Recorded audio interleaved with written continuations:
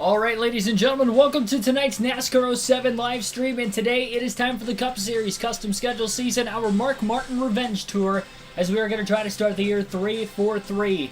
And we may have a good chance of doing that because Mark Martin has just scored his first pole of the season at the Dover Raceway for today's race, the Dover 400. Be sure to hit that like button, subscribe for more daily NASCAR content as we get into today's coverage on the live commentary, realistic commentary on the video game side of things here during the race week. So, let's get into this without further ado. Kind of a longer race. It is 400 miles, but 400 laps around this very difficult racetrack.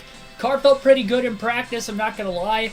Getting up to speed is going to be interesting because that is something we lacked on the intermediate track at Kansas at times, not consistently. Sometimes we took off well, sometimes we didn't. Daytona 500 we took off pretty slow. It wasn't as bad as what it was in the Duel race when I made the adjustment changes. I didn't even mess with the gearing in this race, to be completely honest, so hopefully all goes well for Mark Martin. But starting up at the front of the field, hopefully we can keep that track position, try to dominate the race, and man, if we go 3-for-3, what a start to the season it'd be in the Cup Series. I wish I would have won the Busch in the Truck Series season opener at Daytona. Was unable to do that. We haven't ran a second race on the season in those series yet. That will be coming up over the next couple of nights, though. So here we go, race 3 for the Cup Series. Very early in the season and all, Roush Fenway starting front row as Greg Biffle will be on the outside. Again, Martin on the pole on the inside. A green flag is in the air and we are underway. And Biffle got the launch off the start. He is going to almost get to the lead. He might have been clear, but Martin was able to pull right back to the inside of him. I was not side by side with another car at all in practice. Luckily, Martin pulls through. He's clear off turn 4. He'll lead the opening lap of the race. I'm hoping it stays that way. I can't hit that apron. I don't know if it's forgiving. I don't want to find out. I didn't hit it in practice, but this is a lot different with other cars around me. The only car that was around me was Jeff Green, who blew an engine trying to pit when I was trying to make a practice pit stop. And my pit stop is pretty good. My entry was nearly perfect, honestly. We will see. Mark Martin obviously leading here in the early going of this race. Greg Biffle battles back to second over Jimmy Johnson. All about keeping track position, and we'll find out what the fuel window is going to be like over the course of the race. Again, with every NASCAR game, it's just a little bit different. I'd imagine, based off of our prior 400 lap races at Dover on the EA Sports games, it's probably right around 100 laps or so on fuel. So I'd probably look at it as a 3-stop race, but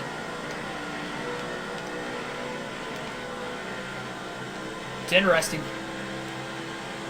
Johnson and Biffle have been battling back and forth for second. Martin not really pulling away. Caution already on lap 5. Caution flag is out for the first time today.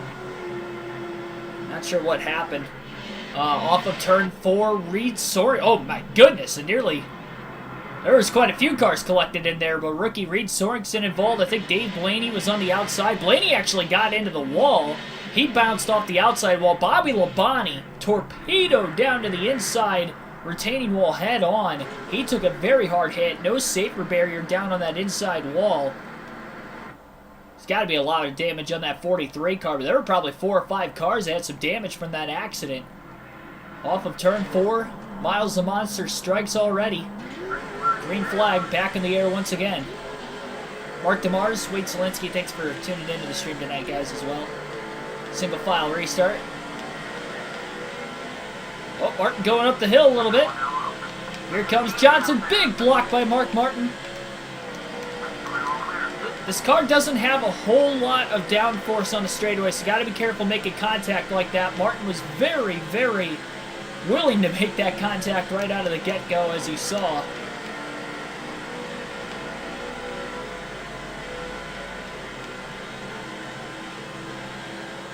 My goodness. That allowed for Greg Biffle to get to second place, though. Very defensive move in the early going by Martin. He almost turned himself. I hit the wall once in practice in the middle of the straightaway because this thing is not stable down the straightaways. There's not much downforce in it, so I'm really hoping we're going to have good long-run speed in this car over the course of the race. Biffle blew an engine in that second race of the season. Oh boy, Martin hit the apron. Held onto the car enough there. Jimmy Johnson still behind him. Back and forth go that second place battle of Greg Biffle and Jimmy Johnson. Track position matters because nobody's been able to get by the 6 of Martin at the front of the field, although Martin hasn't been able to pull away. Granted, we only had a 5-lap green flag run to start the race, and we're only about 3 laps into this restart. Marlin qualified 5th. I didn't even realize that, honestly. A little loose on entry that time for Mark.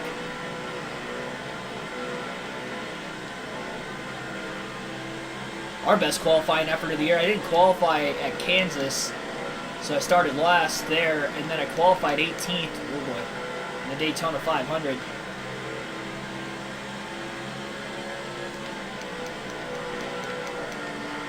I think the apron is a lot more forgiving in this game because I've hit it twice in the first 14 laps. And it's been okay. I remember at Dover, this is like one of the worst tracks to hit the apron on. Jimmy Johnson gets to the inside for that race lead. Martin trying to hold on to the top as best as he can. 5 bonus points for Johnson as he leads his first lap of the day. Martin pulls to the inside. Big block on Biffle. That was a risky one, but he did get down to the bottom. Nonetheless, Johnson out in front of the field.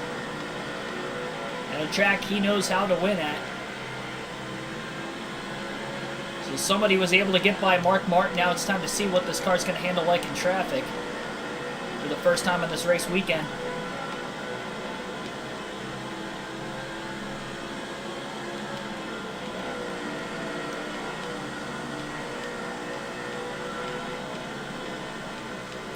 Big run off turn 4 for the 6 that time. Johnson got a bit loose getting into turn 1. Mark Martin going right back at the race leader. Clear off turn 2. It's a good fight to get back to the lead.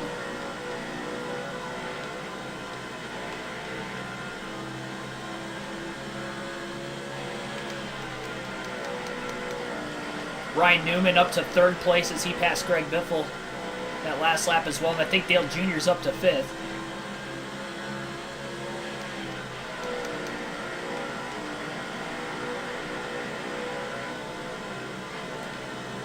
Car feels a little light on corner entry, I'm noticing. I had the air pressure down in practice. I bumped it up for qualifying. I'm just realizing I forgot to bump it back down. I think that's the problem, why the car's a little on the loose side. I think I have a little bit too much air pressure, and I might have to drop it when we make that first stop. I really hope rear tires stay on the race car, honestly. Johnson back to the lead, though. Martin going to regain it, potentially down into turns 1 and 2. Treacherous to run side by side in these corners at Dover, but Mark Martin makes another clean pass for the race lead. Amazing battle between the 48 and the 6 in the early going. Johnson's led laps in the first 3 races this year now, as well as Martin, with leading the early laps. Ryan Newman to 2nd as he gets around Jimmy Johnson as well, after Johnson led a lap and then lost the lead.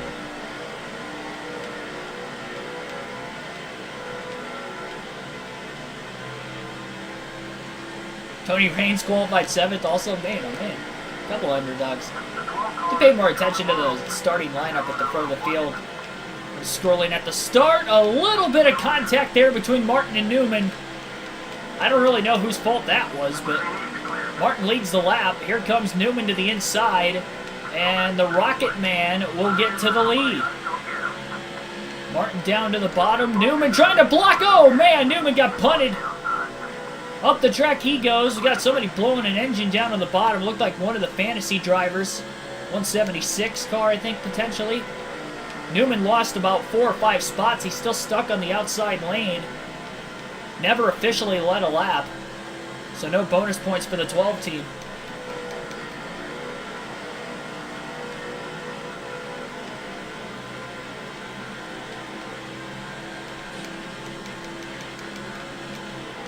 These guys are getting after it, though, in the early going. And here comes Johnson. Oh, man. Oh, boy. This is a little dicey, I'm not going to lie. Keep your foot in it, Mark. Bounced off the wall, bounced into Jimmy Johnson, held on to the lead that time. These guys have to be burning their tires off in the early going to this run, battling as hard as they are. Johnson to the inside again. Martin just can't hold the outside off the exit of the corner. It's the third time that he's tried to, and he's gotten into the wall all 3 times. Johnson to the lead. Will he lead this lap officially at the line? Yes, he does. That's a lead change, but Martin's going to get it back, it appears, in turns 1 and 2. Johnson gave him a lot more room. Dale Jr. up to third. He may try to go for the lead. Oh, Johnson trying to move Mark Martin. Martin stayed still, though. Everybody's moving everybody. It's not just me. I don't know how that didn't budge the car sideways more than it did. Kind of held my line for the most part. Matt Kenseth's in the mix now. Nobody's able to get away. There's no way I'm going to be able to sustain this over the course of like a 100-lap run. It's going to be exhausting if that's the case. And the tire's going to wear out over the course of the run, you'd have to imagine. Oh, and it got loose that time after clipping the apron. But Kenseth was on the inside of Greg Biffle, so nobody was actually able to make a move on Mark Martin. Kenseth to second. Junior trying to get to third on Biffle. Kenseth trying to get to the inside of the 6. Door to door, off turn 2, side by side into turn 3. Oh boy, hang on. Kenseth to the lead, 5 bonus points for the 17. He's second in points coming in behind his teammate Mark Martin.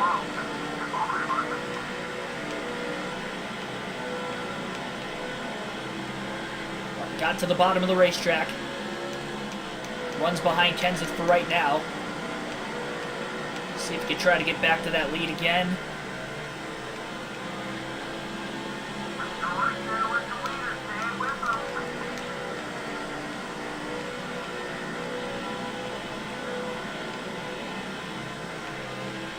Good run off turn 2 for Martin. Flatlines it into 3 and 4. He overdrove it, though, while doing that. Got into his teammate, Matt Kenseth, to take the race lead off of turn 4. And Dale Jr. overdrove the corner as the 17. Kenseth's going to slingshot him to get back into second place.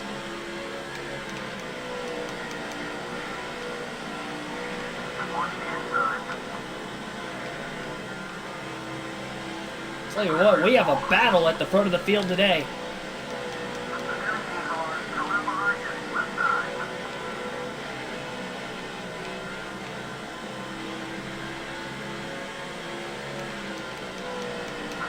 Kenseth again down to the inside. Clear off of turn 4. Barely, but he was clear. We're going to alternate through those different camera angles for the first time in the race today as we sit behind Kenseth. I'm just going to sit behind him trying to save some tires right now because we've been burning him off the car quite a bit in the early going of this run.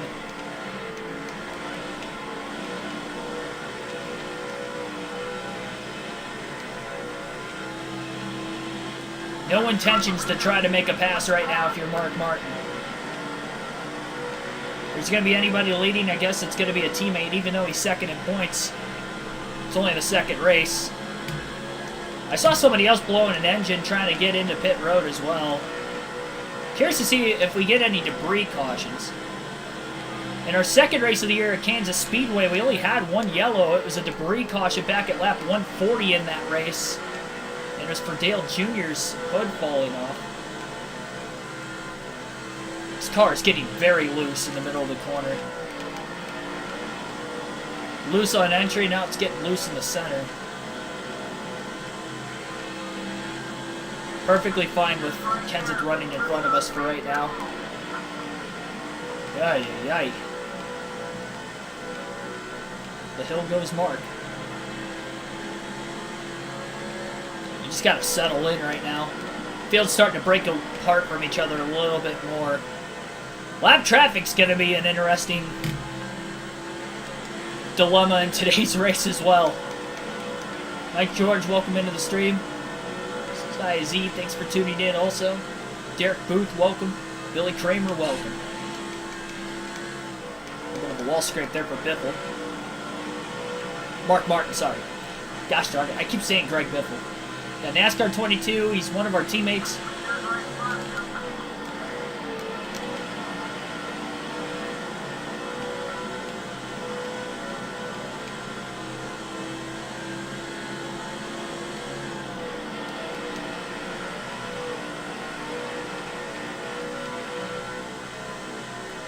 One early caution back on lap 5, 5-car crash off of turn 4 involving Reed Sorensen. Bobby Labonte took a hard hit into the inside wall.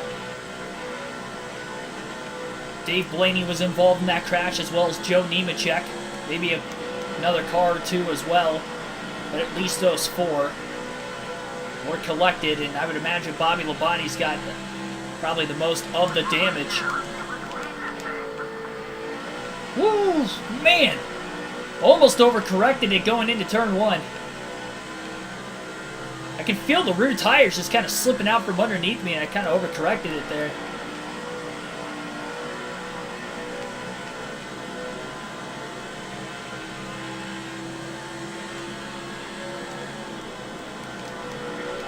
Dale Jr.'s still not too far behind. Not like Kenseth and Martin are pulling that far ahead of the field.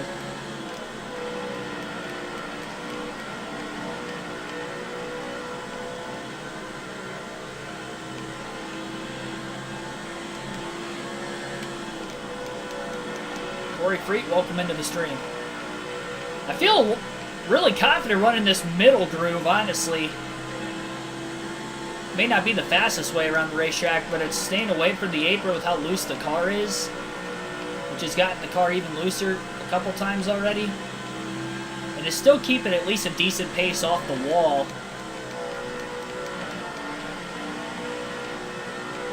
Even if I kind of roll it in towards the bottom and then run the middle and the center of the actual corner, middle groove in the center of the corner.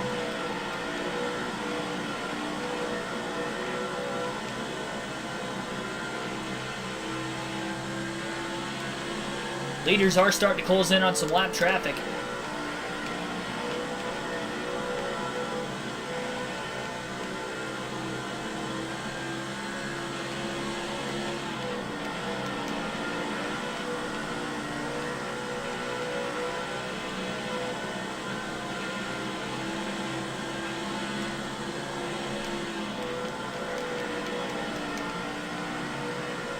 How does it feel to headline WrestleMania?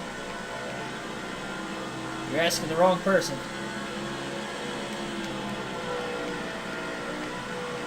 Yeah, Dave Blaney's definitely got some damage. He's about to be the first car lap down that was involved in that lap 5 accident.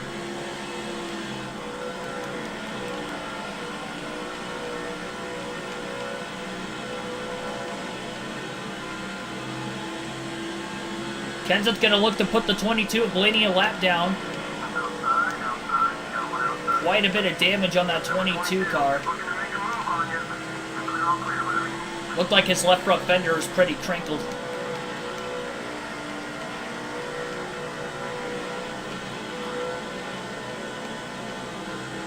Tough break for my guy Blaney in the early going.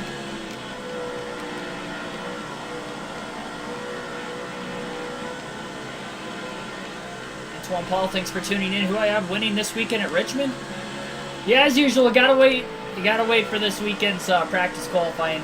I know you guys don't like me saying that, but there's a reason why I predicted 3 of the first 6 races correct. A lot of it is just picking the faster cars from the weekend. I mean, worked out with Logano in that dual race earlier and Kyle Busch at Auto Club this season. So, well, Auto Club there wasn't any practice or qualifying to go off of, so that one was a little harder to predict. But made the right call at the end of the day, I guess.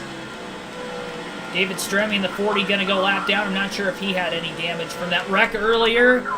Big loose moment after clipping the apron on the bottom of the track through turns 3 and 4 for Mark Martin. Luckily, he had the 40 card clear, but look at how much Matt Kenseth that pulled away from him.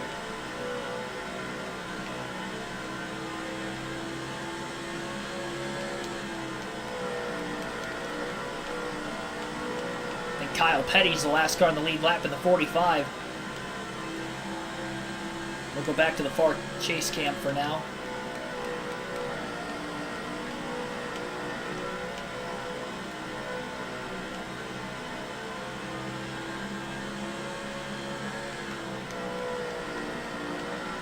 Ends up looking to lap Petty. Oh, Petty off the wall off of turn 4 as well. We'll drop back as Jamie McMurray right now. Not sure where he's at in the field. He is 27. Got a little bit loose. Center of turns 3 and 4 that time. He's got rookie Denny Hamlin right behind him. So we'll take our first field pass of the race today as well. Mark Martin is currently in second. See if we can get McMurray any spots in this Irwin Tools 26 car. Hungry One, thanks for tuning in also. Top 10. It's still tough because another thing with that is not only looking at the practice and qualifying to see how drivers are that weekend, but it's looking at stats of how they've been. Honestly, if I have to lean towards somebody having a really good day, I'd say Kevin Harvick. He finished first and second in both races last year, and the Fords are really good on the short tracks, so I would probably lean towards Harvick having a pretty solid day this weekend. I think he could be one of the contenders for the win. He may be my pick to win coming this weekend. It depends what kind of speed he unloads with, honestly. If he unloads with, top 5 speed this weekend in practice and qualifying, then look for Kevin Harvick to be a contender for the win this weekend. He's had speed this year, too. He's probably been the best Ford on a consistent basis. Him and Joey Logano have been. And Harvick was leading in points before Atlanta.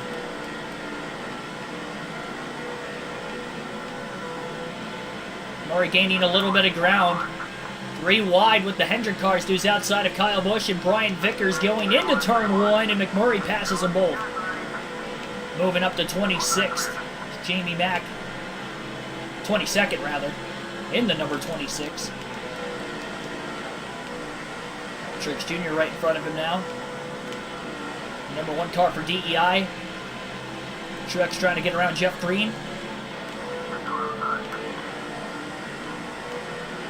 And McMurray will get around that 66 car as well.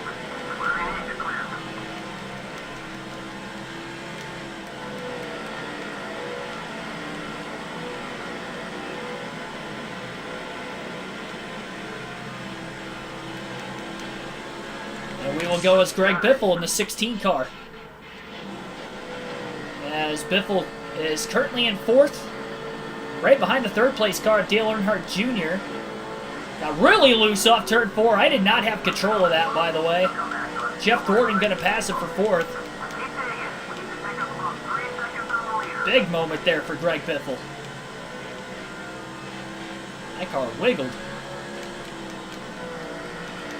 What does Clint Boyer call that? The hospital hop?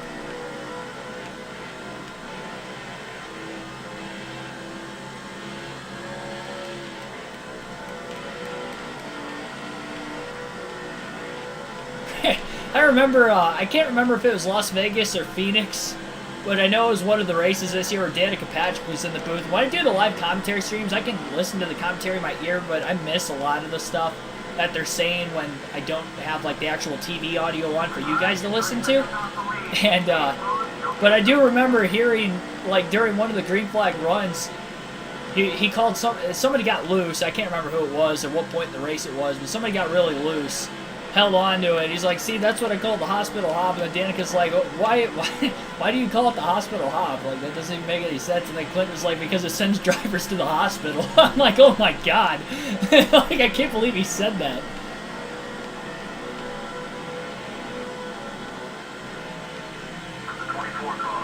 Those are the kind of hops that send people to the hospital. That was a massive block by Jeff Gordon getting into turn 3. Holds on to it. Greg Biffle right there still. Closing back in. Gordon got caught behind the lap car of Reed Sorensen, who's got damage to the back of his race car from that early accident. And Biffle looking low into turn 3. He gets underneath of Gordon. He will move back into 4th place.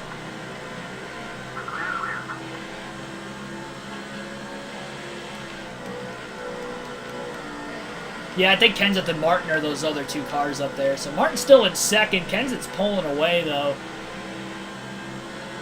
Maybe looking like the class of the field in the early going, trying to get his first win. I mean, even if Martin doesn't win, the other three Roush Fenway cars, one of them could go to victory lane.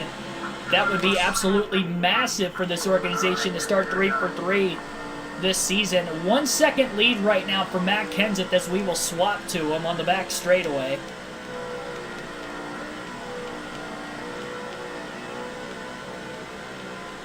And then we will go right back to Mark Martin after a few laps with Kenseth. Still a 1 second lead at the line. I mean, even handling Kenseth's car, it feels a lot more smooth than anybody else's of the Roush cars that we drove, including our own. I'm definitely going to have to drop the air pressure, I think. I think I started the race just with a little too loose of a setup.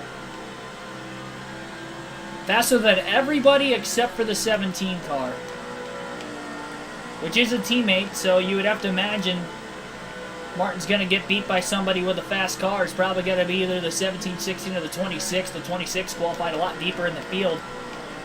Murray in the top 10 in points, though, after the first two races. No top 10s, a 12th and 13th place finish in the first two races at Daytona and Kansas. Side-by-side action going off into turns 1 and 2 just up ahead.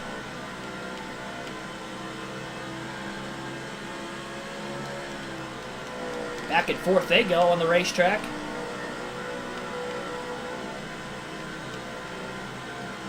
And one of those cars just bounced off the wall. I think it might be Paul Menard, the 15. Who hit the wall off turn 4. He's running the outside lane into turns 1 and 2 as Kenseth pulls that gap massively on the 15 car.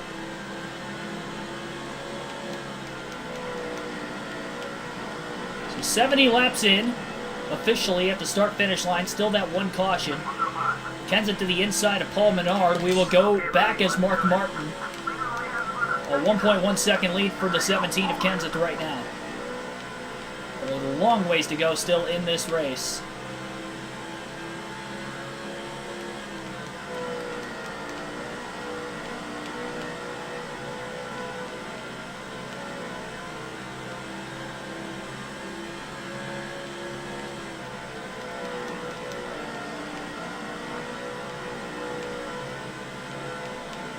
Do picks before the race so we can get your picks. Yeah, I do it every live commentary stream.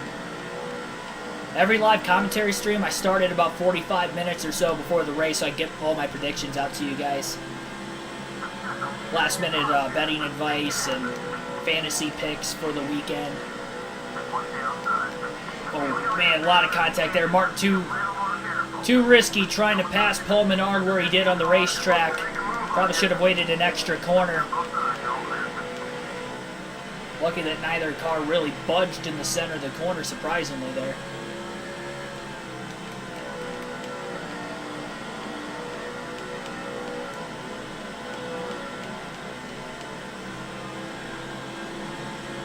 Yeah, I'm guessing it's a 3-stop race also.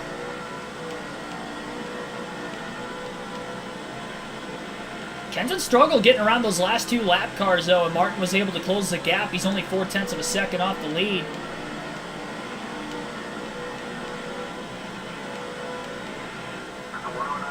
To the inside. 109. Pass made.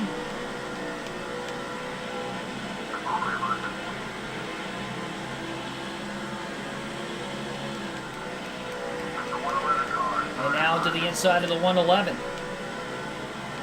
A little bit of resurgence for Mark Martin over the course of this opening fuel window to start today's race. And he is right there with Kenseth all of a sudden. Just going to let him go, though. Still continue to try to manage his tires. Just trying to get to the end of the run, really, right now.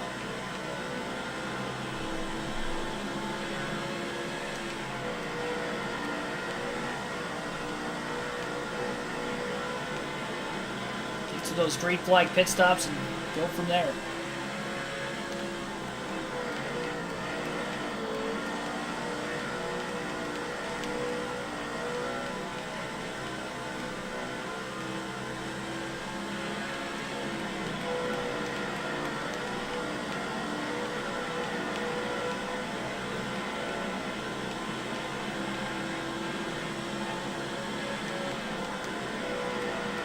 JC1424, thanks for tuning in. Contemplating going to the Texas truck race since it's only $30. Would you get in for the IndyCar race too, or is that on different days? Actually, I don't even know if IndyCar's racing there this weekend, to be completely honest with you. I just assume they are. Yeah, I honestly didn't even know the trucks were at Texas until I was looking at the schedule last weekend. I was like, all right, live commentary stream this week. You know, what does it look like for all three series? I was like, did the trucks race at Richmond this year? And then I looked it up. I'm like, oh, shoot, they're going to Texas.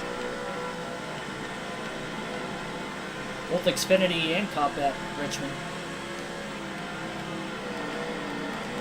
Blaney up in the wall.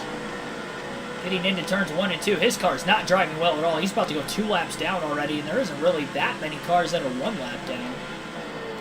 A lot of damage on that 22.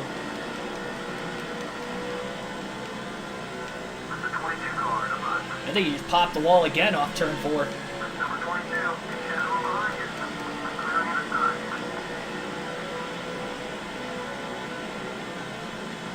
NASCAR Blood, welcome into the stream.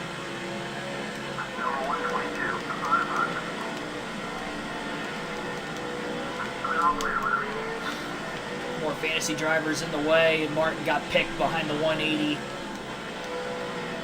Come on. Pulled right back down.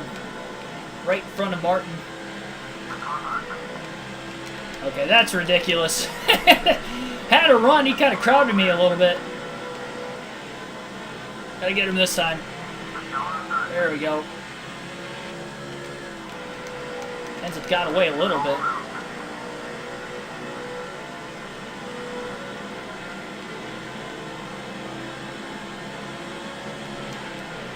Indy truck doubleheader. Oh, it is 2 days? That's unfortunate. Yeah, if they were the same day, I would definitely do it. I mean, even the truck race, I don't know how far away from Texas Motor Speedway you live, but it's within a reasonable ride. I mean, why not? I drove for a couple standalone events. I went to Mid-Ohio for the truck race last year.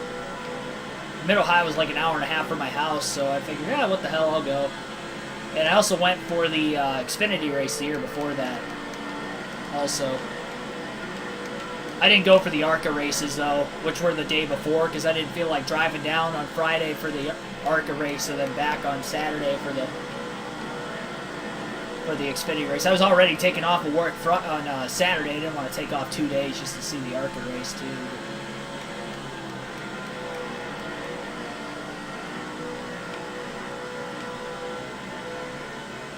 Also went to the truck race at Eldora back in 2019 also.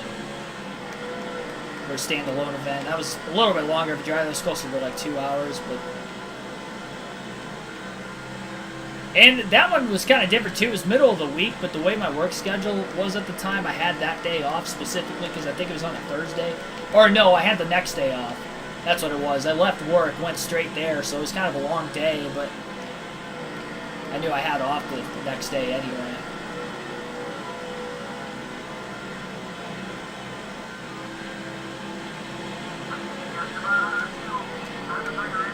About a quarter tank of gas left this point in the run right now for Mark Martin. Sitting behind the 17 car of Matt Kenseth for right now. Both of them getting through lap traffic pretty well.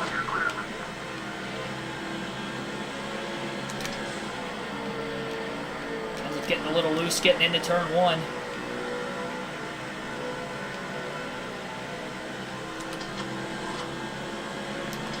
Thing is, though, IndyCar probably is going to be the better race at Texas, you'd have to imagine. I could be wrong on that, but I feel like they would put on a better show there than the Truck Series. I don't even watch that many IndyCar races, really. I've been trying to get more into it ever since I went to the 500 last year, going to Mid-Ohio.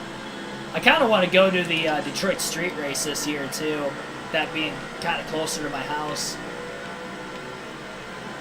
About an hour 15. That's actually a little bit closer of a drive for me than Mid-Ohio.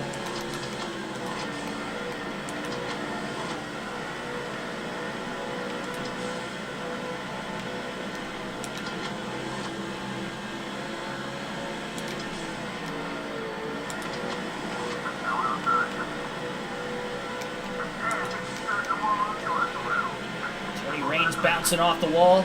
Martin got a little loose when he clipped the apron as well. Rain's going wide, staying out of the way of the leaders.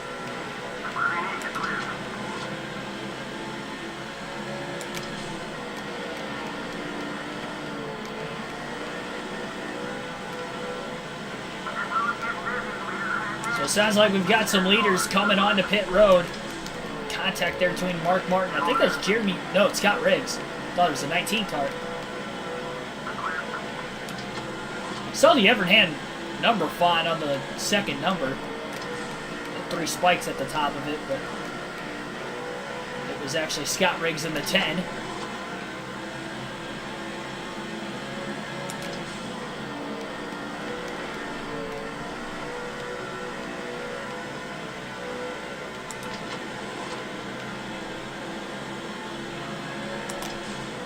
To see exactly when Matt Kenseth will hit pit road from the lead.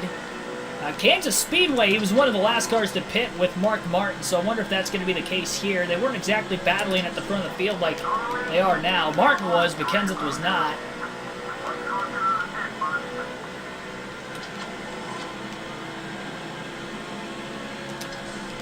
Tony Stewart coming out of the pits right in front of Matt Kenseth, trying to get up to speed. They held the 17 car up just a little bit.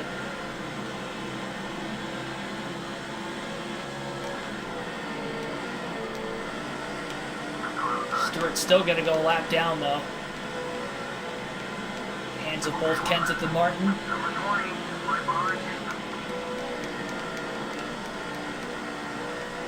Going a little wide just to make sure Kenseth wasn't going to hit pit road that time. Pretty good drive off. Martin's going to go for the lead in turn 1. Kind of diming the corner off. Got a really good run off the exit. Beat Matt Kenseth to the inside into turn 1 and takes the lead. Trying to get some more laps led in here before pit stops. And not sure exactly when Matt Kenseth's going to want to pit. Tony Stewart gets around the 17 car. Stewart on fresher tires.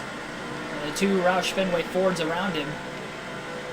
Biffle was in 4th when we had our first field pass. Junior was in 3rd, and then Jeff Gordon was 5th.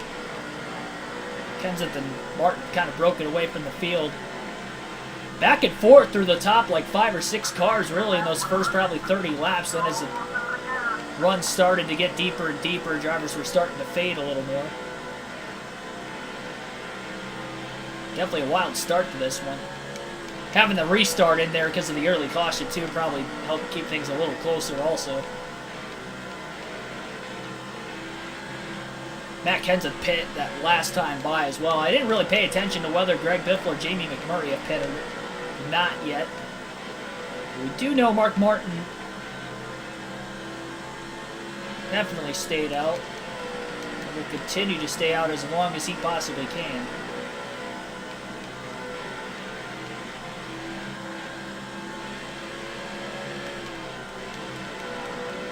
About a 6-second lead for Martin right now. Tony Stewart stuck behind the 6. Martin qualified on the pole today. It was his first pole of the season in these first 3 races.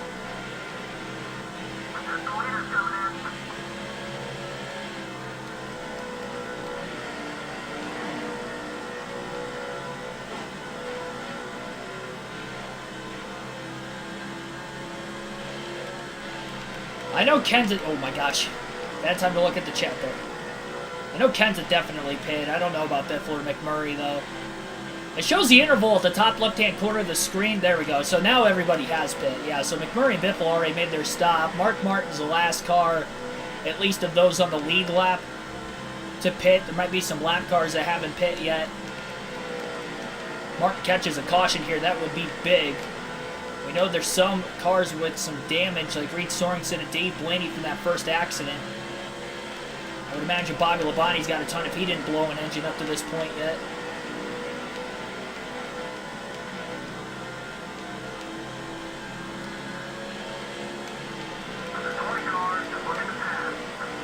I don't think Stewart's really going to be able to get around Mark Martin until Martin pits. He's been struggling to do so thus far.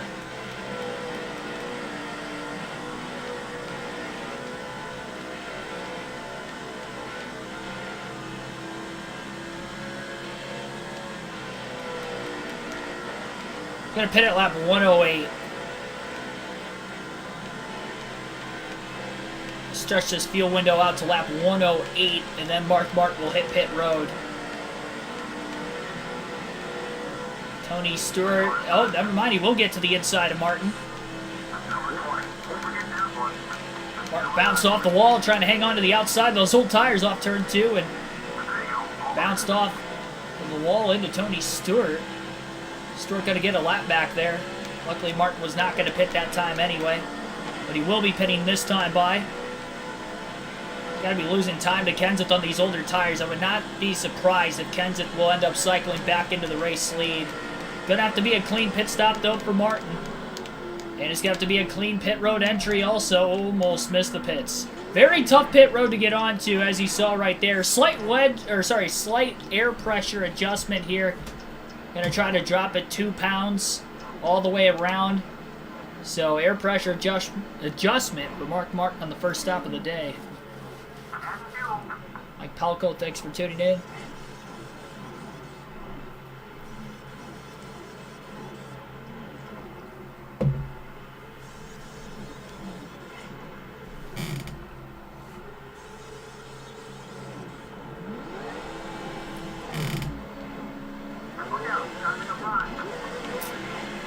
There goes Kenseth, so figured he would cycle back into the lead, and he did. There goes Dale Jr. So Mark Martin will drop back to 3rd, following green flag pit stops. And Matt Kenseth is your race leader right now. Oh, we got trouble off of turn 4. Cars everywhere. Dave Blaney in the way of Mark Martin. I didn't see him, honestly. I was looking at the smoke, trying to see if there were any cars, and then by the time I looked up, Dave Blaney was right there.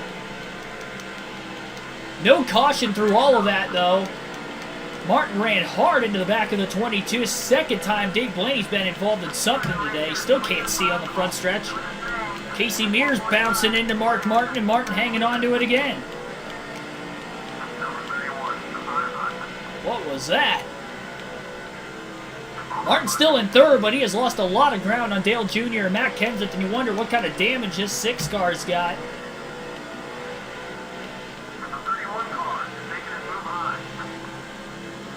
If I bring out a caution for debris, if I do have that much damage, because I did hit him pretty hard, then technically I would have caused the yellow, so I can't pit for fuel or tires, unfortunately. Now Dave Blaney's the next car right front of the 6. Blaney's hood's pretty crinkled still too, maybe even more so than what it was. Kind of hoping he's the one that brings out a debris caution if we need one.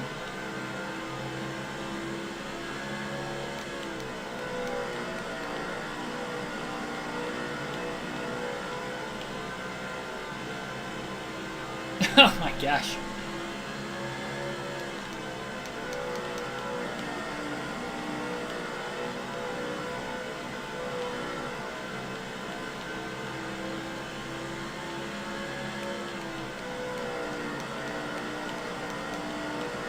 I did kind of arc a breaking into Dave Blaney, I'm not going to lie. Should have checked up. I hope I don't have too much damage. Could you imagine? I've thought about doing a season with no cautions on one of the EA Sports games. I kind of want to do it on NASCAR Thunder 04. The problem with that is I know that game doesn't really have a lot of yellows, but I can imagine what the super speedways would look like. Oh my, it'd be absolute pandemonium. Now, I do think it'd be kind of a boring season, though, too. Because there's going to be some races that are just going to be absolute, like... They're going to be boring. I'm probably going to stomp the field, and there's going to be no competition. But I've thought about it.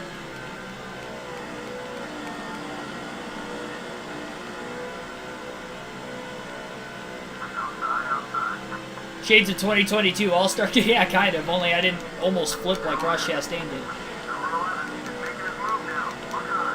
I kind of hit him pretty square. I didn't really run over his left rear. Could you imagine, though, if I just, like... I don't even think those physics are in this game, but if we just ran over his left rear, just went airborne towards the turn 1 wall. There's been some flips at Dover.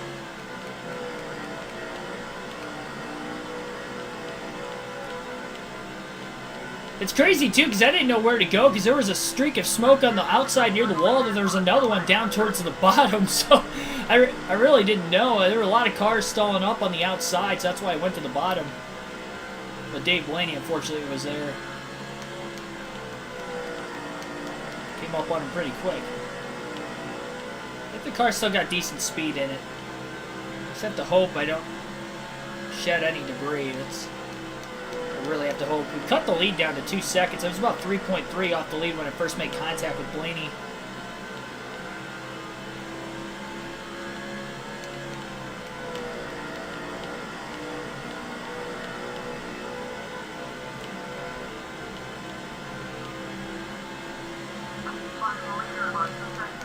Mark Martin went 108 laps. We had that caution earlier in the race. We're going to go to lap 216 will be the second pit stop if we stay green long enough to get to that point. So lap 216 will be our next scheduled green flag stop. If we get a caution before then, I'm tempted to pit, honestly. I hate to give up track position. I just don't know how much damage I have.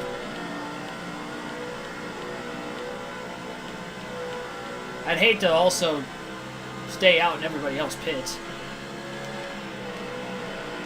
It's stink to be back in traffic though at this track though. This is not easy to pass. I mean, it's a lot easier when they're spaced out like this, but when they're all bunched together, it is pretty dangerous. Surprised we saw as much passing at the front of the field at the very beginning of the race as what we did. I think Dale Jr.'s ran down Matt Kenseth during this run. I think they're nose to tail. Maybe some adjustments made to that 8 team. And Dale Jr.'s caught up to the Roush Fenway Fords that dominated the first quarter of the race. All he needed was a pit stop. Had to leg it out. Nobody pitted under that first caution with it being all the way back at lap 5. It was just too early.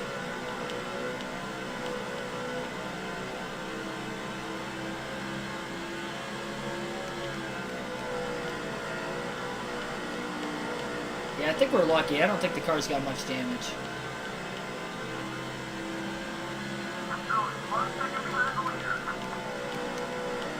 Oh, I don't know if there's contact there, but Junior gets to the inside. Kenseth for the lead off turn 2.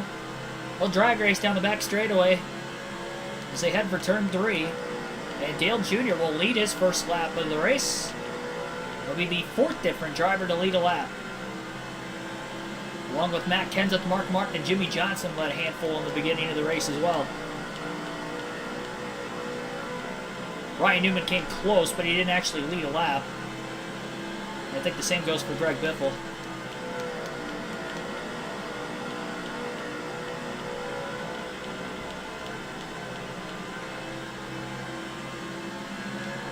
About to be a 3-car battle for the lead. I don't know if Kenseth's going to be able to keep pace, though, with Dale Jr. He's really starting to fade. Jr. caught him. Mark Martin's catching him. Kenseth has led the most laps in the early going of the race today. Kyle Busch is the last car in the lead lap in the number 5, hoping for a caution. Martin to the inside of Kenseth into turn 1 for second. And Martin's got the spot.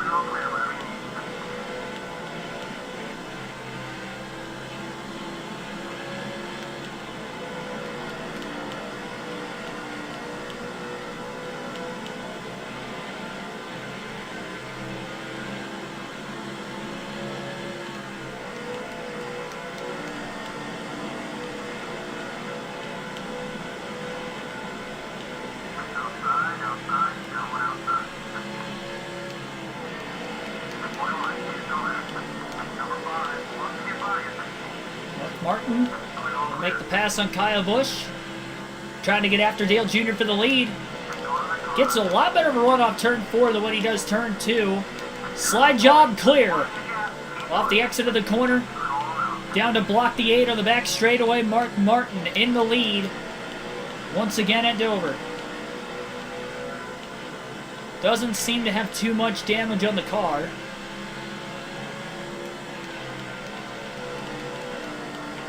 He is back out in front.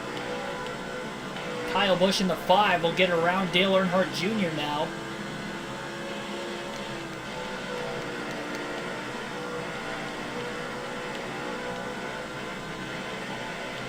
And Dale's going to have to try to pass him back. Busch trying to keep as close to Mark Martin as he can, because once the next car in front of Mark goes a lap down, then Busch won't be in the free pass position anymore. And I believe it's the 25 car, Brian Vickers, who they're catching.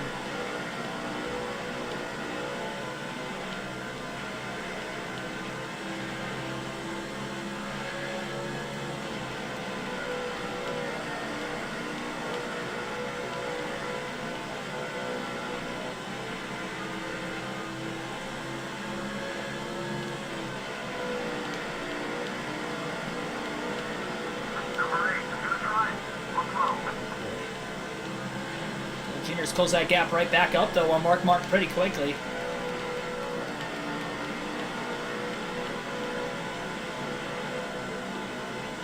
I do give this game a lot of credit. It's a lot easier to drive the cars in this game versus NASCAR 06. I've clipped the apron a few times. I guarantee I would have spun out by now in NASCAR 06. Dover is one of my worst tracks.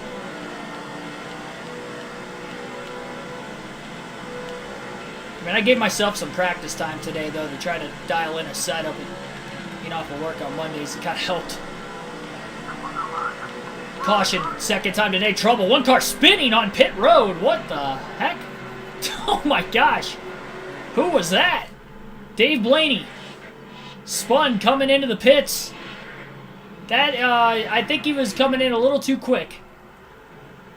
Dave Blaney's been all over the place today, let me tell you. He's been involved in the first 2 wrecks. I don't think I've seen that before.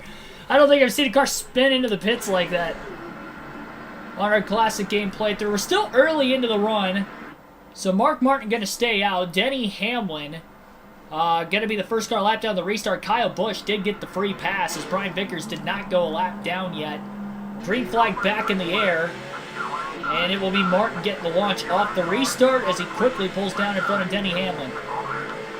Dave Blaney's been kind of a laughing stock in this race, let me tell you. Hamlin's going to be put 3 wide on the outside off of turn 2. Kenton kind of got sandwiched in the middle as some lap cars going to get by to the bottom. One of the fantasy drivers, Jeff Burton, obviously got through in the 31 as well.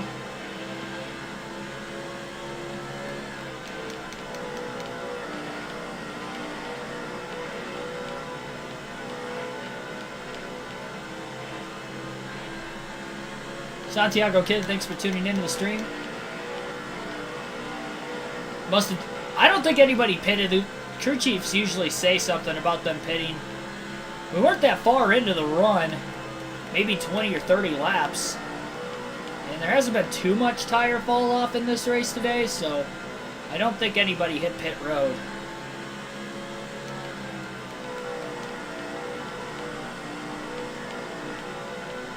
And that yellow came out at what, lap 134? So, I mean, ourselves, we only had 26 laps on our tires. Pitted at lap 108. I felt comfortable staying out, keeping the track position. Kenseth was able to get back through those lap cars. He's trying to reel in Mark Martin. He's had a really good short run car. He battled back to get around Dale Jr. on that restart.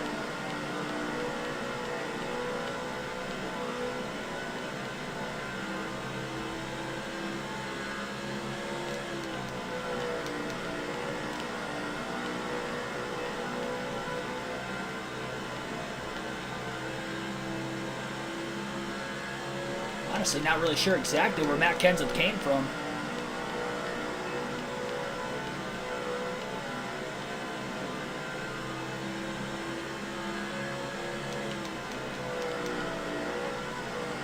Oh boy, hang on. Well, clean air advantage is going to be good for Martin. No lap traffic in the area. Half a second lead on Matt Kenseth. We'll see if he can maintain it.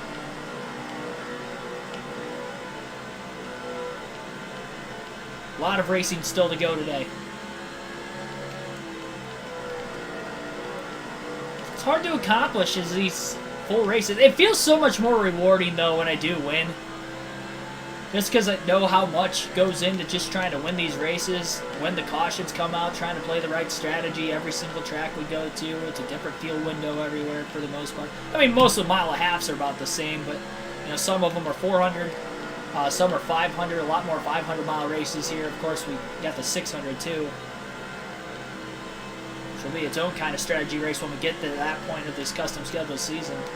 We've got some 50% races in there. We'll have a little bit of an accelerated fuel window as well with that. Definitely going to be a fun schedule, fun playthrough as we try to get Mark Martin his first career championship. Already 2 wins to start the year. He got his first career Daytona 500 win and then a win at Kansas. Tried to go 3 for 3 to start the season. This was his first pole, so had to imagine he was going to have a quick car once again. Kenseth has led the most laps so far, but I think Martin is definitely closing in on him for that most laps led statistic. With that caution, it's definitely going to allow us to go another 108 laps. So we had 1 caution last run. We had 1 caution this run, so definitely looking at lap 216 to hit pit road under green flag conditions. If we get a yellow within... I'm going to say if we get a caution within 116 laps to go, or sorry, gotta do my math here, 216. If we get a caution within 216 to go, then I will pit. Because then I know I can make it on just 1 more stop after that. But if we get a caution before that, I think I'm just going to stay out, honestly. Because otherwise it's going to be a 4-stop race.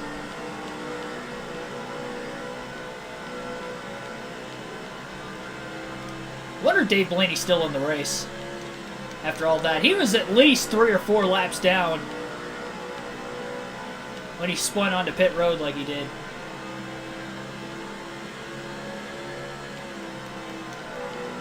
Guy's been an absolute menace today. He caused 3 wrecks. 2 of them were cautions. Dylan Fisher, thanks for tuning in. Maybe a caution at lap 220. Maybe.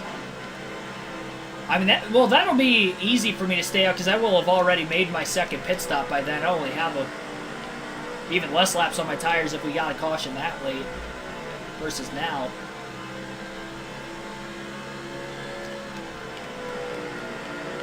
And it's kind of reeled Martin back in a little bit. I mean, Matt's led the most laps in this race for a reason up to this point. Took the lead like right around lap 40 or so. Led pretty much to the end of the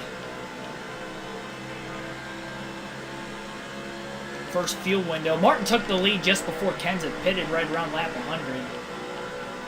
But then he cycled off of pit road with the lead.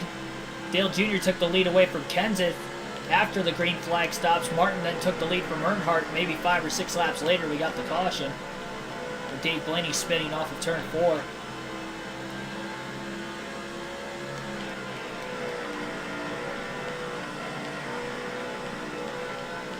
Yeah, I'm all about track position at this track. Some of the faster tracks, although track position would be nice, I know that the handling... I just trust the handling of the car in this race, honestly. It does feel better since I made that adjustment change during the first stop. It does not feel as loose. It feels a lot more drivable. Well, granted, I do have clean air right now, though, too. But even before the caution, when we were in lap traffic, it honestly felt a little easier to drive. I was really loose on entry, and then as the run started to wear on, I was getting more loose in the center of the corner, as well as the entry still.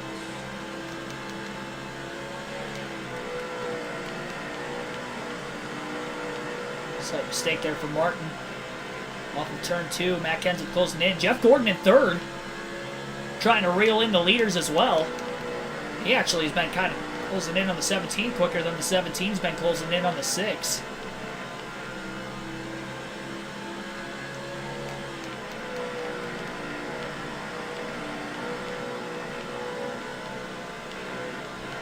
Another car blowing an engine. Looked like perhaps Joe Nemechek just blew an engine. He was involved in that first caution back on lap 5. Tough break for him. Had a great run at Kansas, finished in the top 10. Led some laps in that race a couple different times as well. Had a really fast car.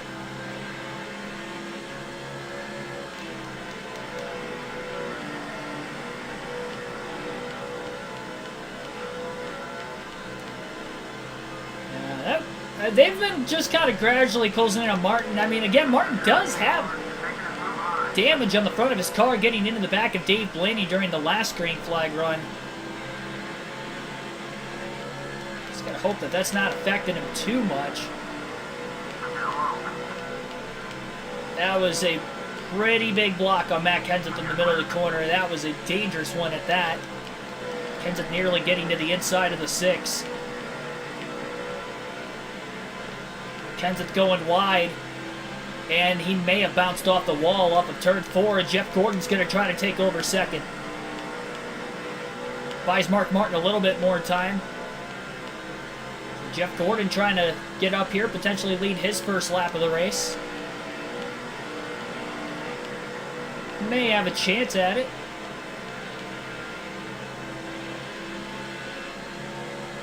Still early enough in the race. I mean, if he goes on to dominate, if he can get to the lead, then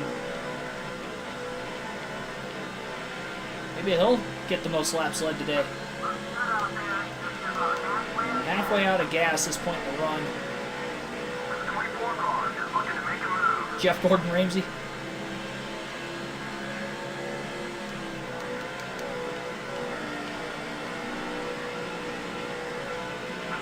And Gordon is there. Martin trying to hang on. Gonna crowd Gordon as they go into turn 3, door to door. But Gordon's got it. Mark not letting him go. Trying to side draft him. Not clear yet. He side drafted him pretty well. Gordon did lead that lap though. Mark Martin did a great job on the outside for that last lap, but Jeff Gordon is clear. And it is now Jeff Gordon who leads at the Dover Raceway.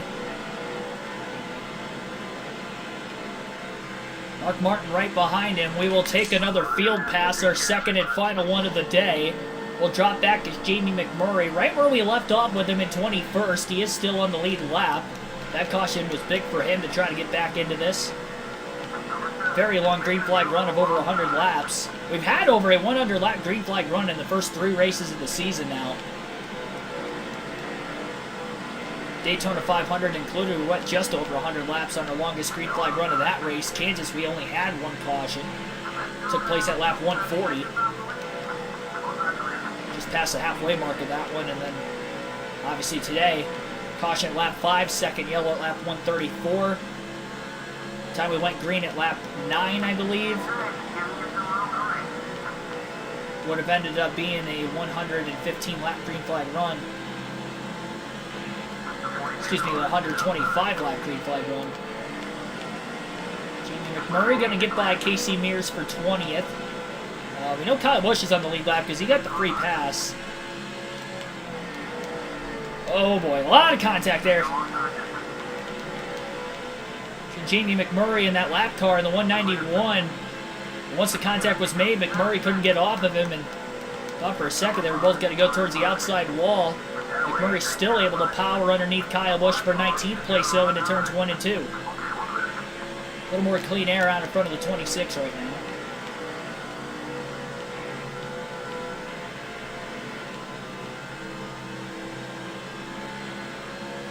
Fastest lap of the day, that last lap for McMurray, 22.185.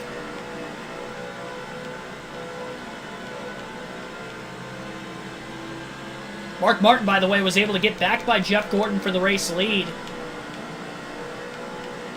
So Martin right back out in front again. And we will transfer to Greg Biffle in the 16 car. Biffle in 13th right now, with 230 laps still to go.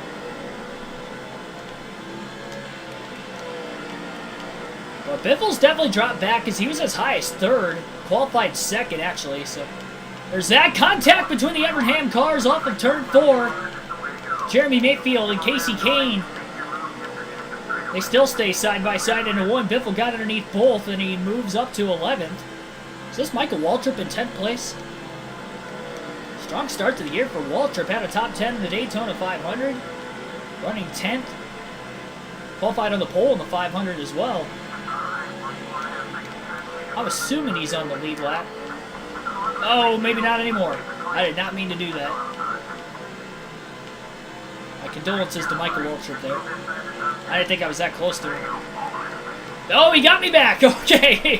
Fair, that is fair. Oh, no! Now we've got trouble! Waltrip is almost around. That got sloppy. No caution for that. Pretty significant contact between Greg Biffle and Michael Waltrip. Went tit for tat there the last couple corners. Well, Biffle's still in 10th. So much for Michael Waltrip having a good day. Fishtailing all the way down the front straightaway. Surprised he didn't spin out as loose as he was. How was there no caution for that? That's twice we've seen accidents off turn 4 with pretty much no caution for it.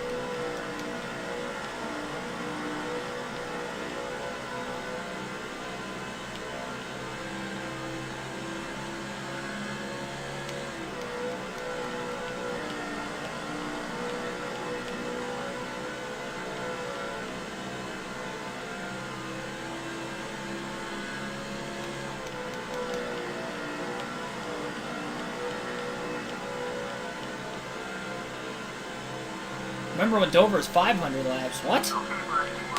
When was that? Was it when it was that was when it was a short track though, wasn't it? Didn't it used to be shorter than a mile? Like a half mile or 3/4 mile? I could be wrong on that, but I thought it was. Jeff Gordon, by the way, back to the lead. Kenseth in 4th. Dale Jr.'s passed him. See if we can get Kenseth back into 3rd potentially.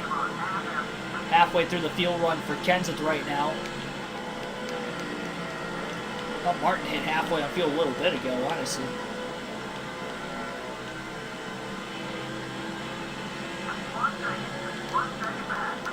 Maybe seeing some green flag pit stops pretty soon. Kenseth trying to get underneath Dale Jr.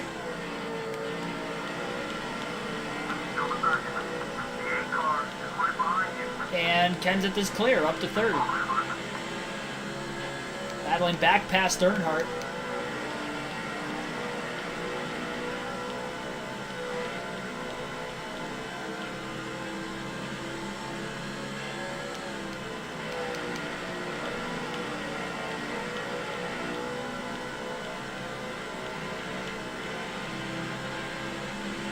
Go one more lap with the 17, then we'll go back with the 6 of Mark Martin for the rest of the race. We still have a little bit over half of the race remaining. Still 2 more pit stops to get to the end, as the field has only made 1 stop so far.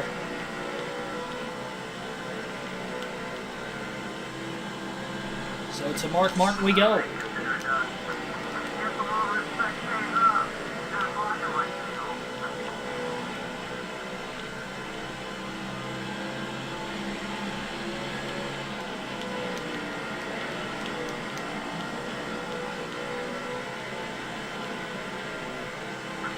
Mark Martin gonna maybe go for the lead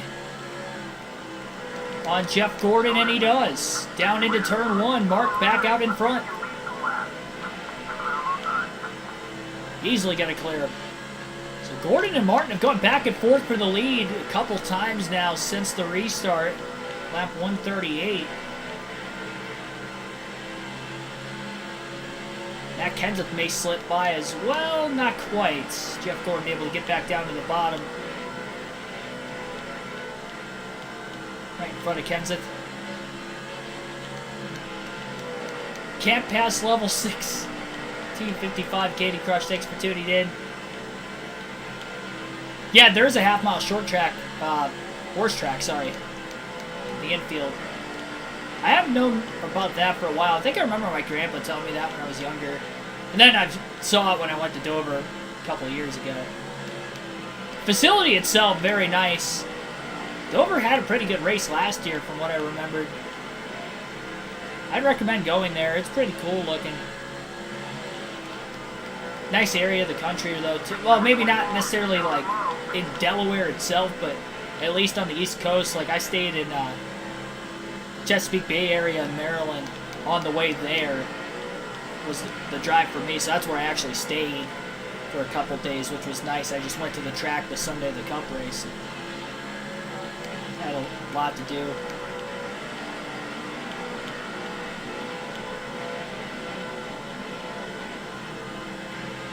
Paul Menard will be the first lap car during this green flag run. Martin is railing him in.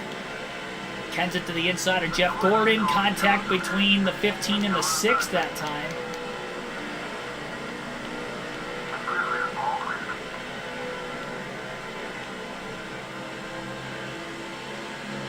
Kenseth is able to get the second as he used Menard as a pick to clear Jeff Gordon. Earnhardt stuck behind the 15 car now in the middle of turns 3 and 4, so Gordon will hang on to third. The top 4 all pretty close together at this point in the run.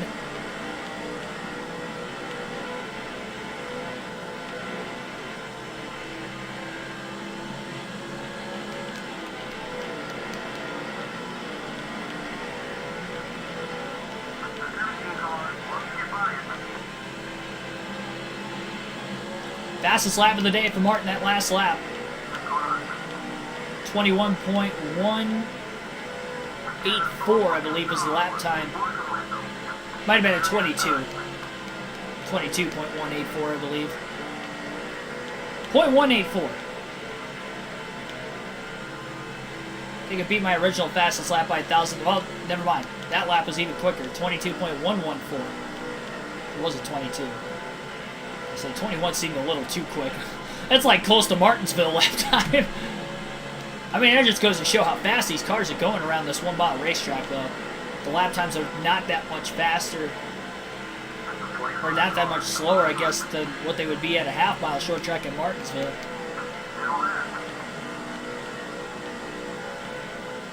Kyle Petty losing another lap.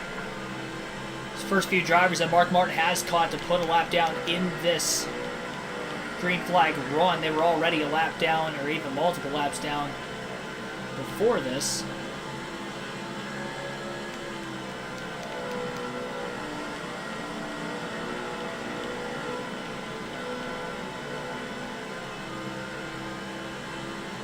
And we do have some cars on pit road. I just saw somebody exit pit road up ahead as well. So second pit stops of the race coming up for a lot of the field right now.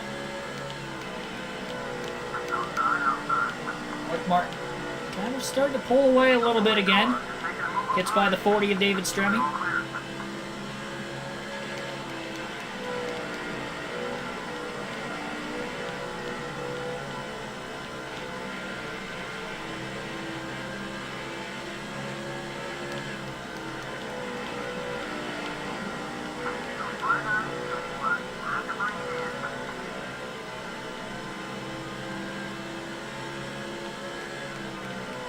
Jeff Gordon way up off the wall, turn 1. I didn't even see that. You might be right, though, because Kenseth just pitted from in front of him, and Dale Jr. is up to second. He got by Kenseth as well, so Dale Jr. trying to gain some track position, but Kenseth will be the first of the top 4 onto pit road. Quarter of a tank of gas left still for Mark Martin. Again, he will be scheduled to pit in 20 more laps from now, so he's going to be able to click off quite a few more laps led. Doesn't want to pit early in case we get a caution. Get trapped a lap down, maybe even 2 down here at this fast of a racetrack. Tough pit road to get onto. Had a little bit of a struggle trying to get there. It wasn't much, but it wasn't as perfect as what I made it look in practice. Had a lot older tires, though, obviously. What I did in practice, over 100 laps on it. We're going to have to deal with that once again.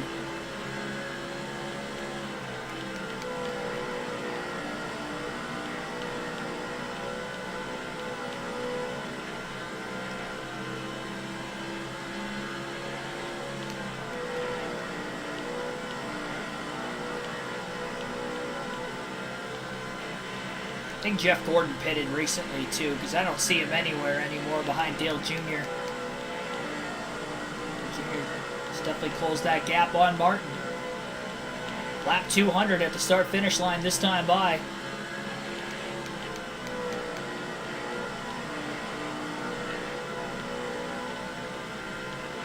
A lot of these drivers have been pitting before 100 laps into the run. On a couple occasions now, they might not be able to make it to the end on 3 stops. Martin went 108 laps that first run. Granted, we had a caution in there, so 105 green flag laps. Definitely 104, 105 green flag laps. That's still pacing to make it on 3 stops. And then we had another caution during this run now, too, so should be able to go just as far again. That's why we're going to try to stretch this out to lap 216. Oh boy, yep, I had to catch it that time, and there goes Dale Jr. to the lead. Big loose moment there for Mark Martin. Earnhardt stays out of the pits again. Lead another lap. Good catch by Martin.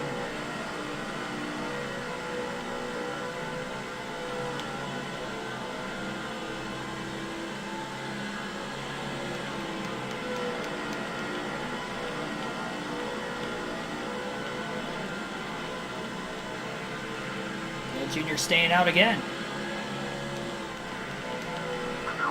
Martin underneath. A lot of contact. And clear. Off turn 2. Bounces off the wall. He's still clear down into 3. Earnhardt going to stay out again.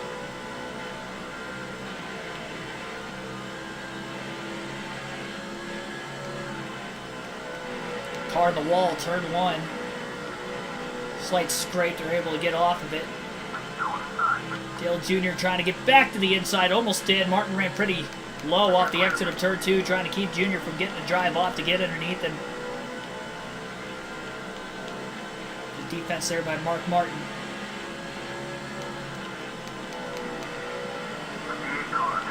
Jr. beats him down into turn 1.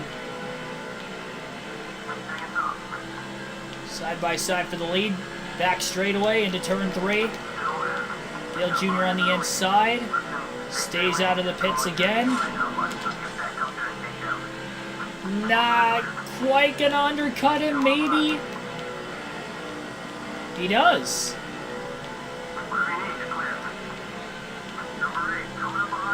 Jr. led that lap for an official lead change, but Martin will make it another one back to the line this time. Little crossover on Dale Jr. Tony Raines in the 96 just popped the wall. Staying way wide. Mark Martin gonna get underneath him, but Martin couldn't clear him yet. Now he'll be clear into turn 3.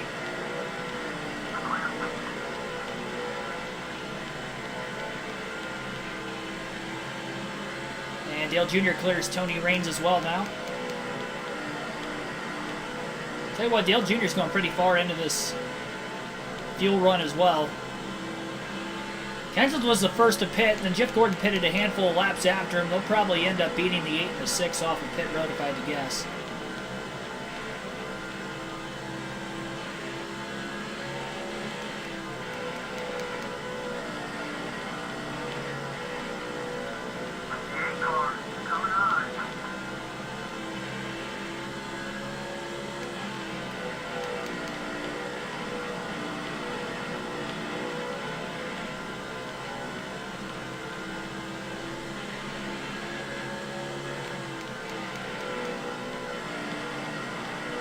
Six or 7 more laps yet before Martin pits.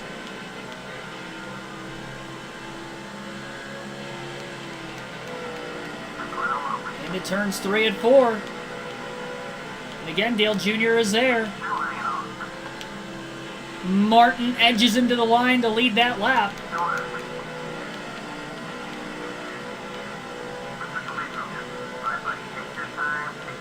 Big undercut that time. Jr. didn't lead that lap. He's not going to lead this one either. Mark Martin crosses him back over, back and forth. Go Earnhardt and Martin. Just past halfway at Dover. Great battle.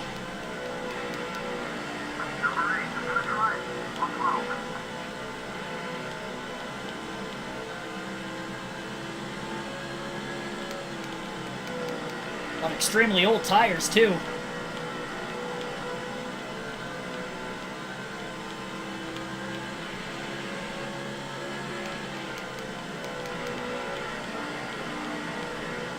Martin knows how important these laps led are here in the middle portion of the race. So that way, if he does have to sit behind anybody for a little bit again, like he did with Kenseth at the beginning, at least he's getting quite a few laps led in now. Again, lap 216 will be the scheduled stop. A couple laps away.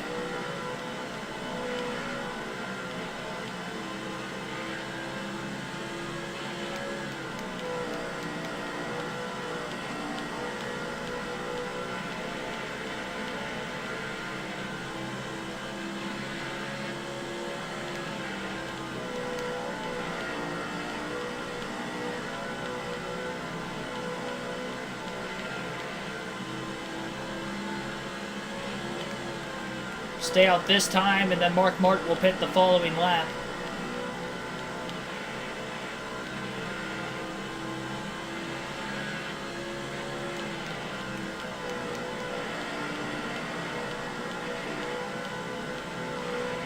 So another 108 lap run with a caution in between there. Martin down on the bottom of the track on the back straightaway. He'll be heading into the pits this time. And a lot better pit road entry this time around as well for Martin. 4 tires and fuel, no adjustments on this second stop. They're going to try to repair a little bit of damage that might have been there from getting into the back of Dave Blaney during this fuel run on the last green flag run before the prior caution. And it doesn't look like there's much damage on the car. We got lucky. I thought I hit him harder than what I did.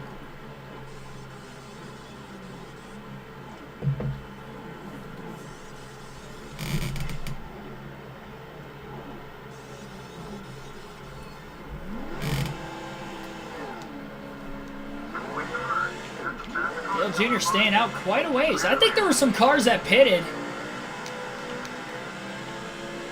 during that caution flag because they're going quite a ways. I don't think everybody pitted, but I think some cars pitted. Mark Martin back in 13th. He is a lap down. I'm not sure exactly how many cars are on the lead lap. I'd imagine Jeff Gordon, Matt Kenseth have cycled in front of Martin, and they're still a lap down. So I'd probably say there's 10 cars on the lead lap right now.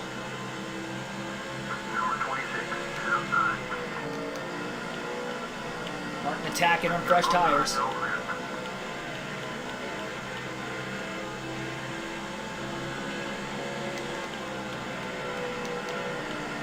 Really going to need this to stay green. So somebody mentioned, I think that somebody mentioned that they thought some of the cars hit pit road earlier. The field hit pit road. Not all of them did, but there definitely were some, and that is why we have seen cars stay out. There might have been drivers that were pitting very early in the run before that, knowing that they weren't going to make it on 3 stops like the rest of the field, so that's why they pitted during that caution, even though they were only 26 laps into the run. Then they believed that they could still short pit when they did, make it on 2 stops with everybody else, and that's why they're leading right now. So this is allowing Dale Jr. to lead quite a few extra laps. Not sure exactly how much longer he's going to stay out. I don't imagine it'd be too much longer, but I would have to imagine this is going to mean that Mark Martin will cycle ahead of Dale Jr., but again, he should be behind Matt Kenseth and Jeff Gordon, who pitted about 20 laps before him. Should have waited. He crowded me, but I should have given him at least a little bit more room. Okay.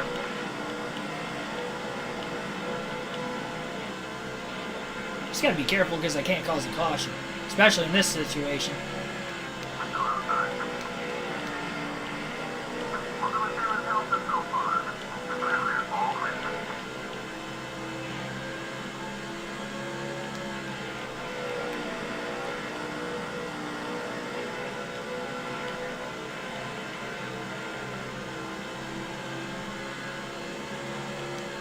Watch out for Dave Blaney. I don't think he's in the race anymore. I think he DNF'd after that second wreck because I haven't seen him He was a few laps down before, so we didn't catch him during that last green flag run. Or this green flag run, I should say. I think he had enough carnage for the day. He called it quits. Felt like I made an ass of myself enough today.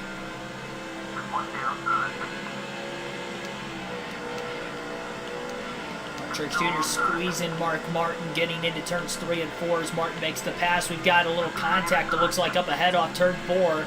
One car down on the apron, getting into the first turn. Slides back up into traffic. Good thing Mark wasn't directly in front of those guys. Or directly behind him, I should say. But there was some definite contact made off turn 4. Luckily, there was no yellow. 2x2 off the exit of the corner this time around as well. Mark Martin can't afford a caution right now from when he hit pit road. Another car in the wall. I've seen drivers lose a little bit of grip and then end up scraping the wall today on both ends of the track. Goes to show how tough this track is to drive. We've got some of the lead lap cars pitting now.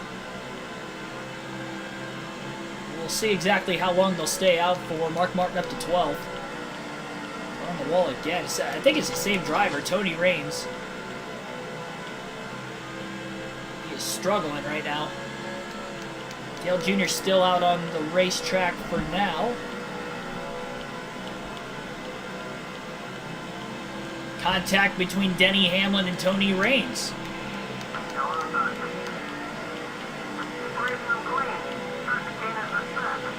Martin up to 7, still a lap down though. Dale Jr. still on track. Martin to the inside of Biffle. Mark Martin now up to 6th. Someone else in the top 5 just pitted.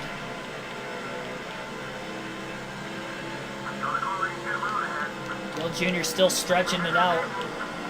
Trying to do exactly what Mark Martin did on his strategy, just stretch this run out as far as he possibly can.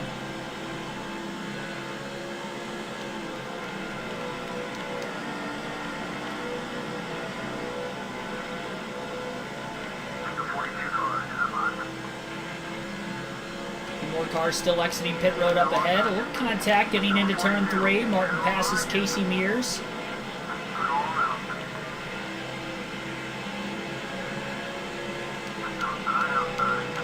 It's going to get a little tight. 3 wide into the corner. Martin got squeezed. Well, he kind of made the move, which in return he got squeezed on his own. Scott Riggs in the 10 being there. Martin was able to make the pass. Held on to the car just enough that time.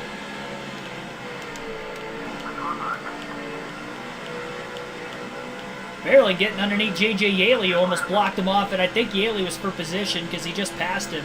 Dale Jr. still out on the track, so Mark Martin, despite pitting after Matt Kenseth and Jeff Gordon, still cycled in front of them by quite a substantial margin, really. And now, because of that, Mark Martin should be the leader once Dale Earnhardt Jr. hits pit road. He's gone a lot longer than everybody else on fuel.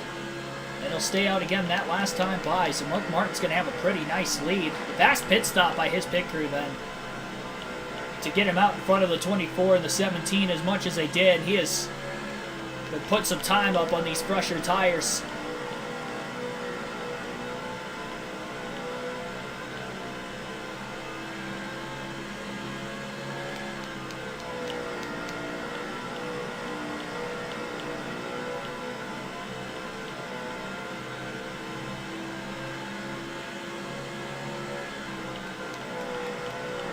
Ran a 22.060, man.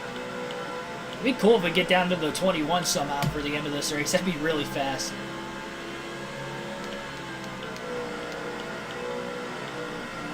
Maybe we get there. Still have one more pit stop, so we'll have fresher tires one more time yet.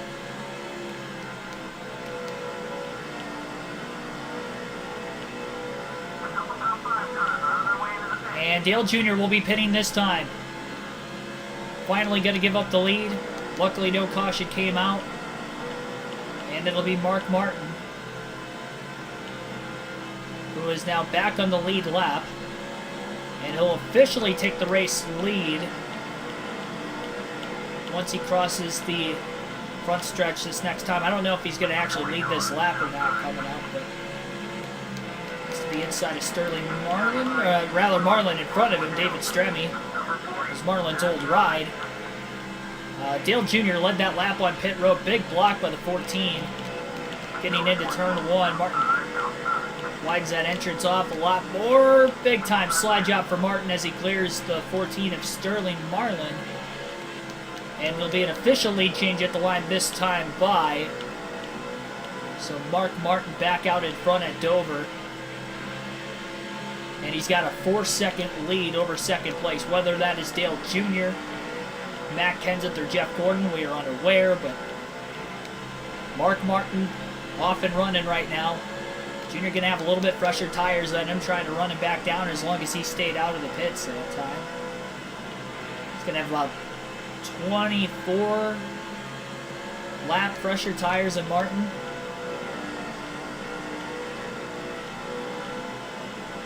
Decent amount. Enough to make a difference for about the first really 25 to 50 laps of this run for Dale Jr. We'll see if he can close that gap back up.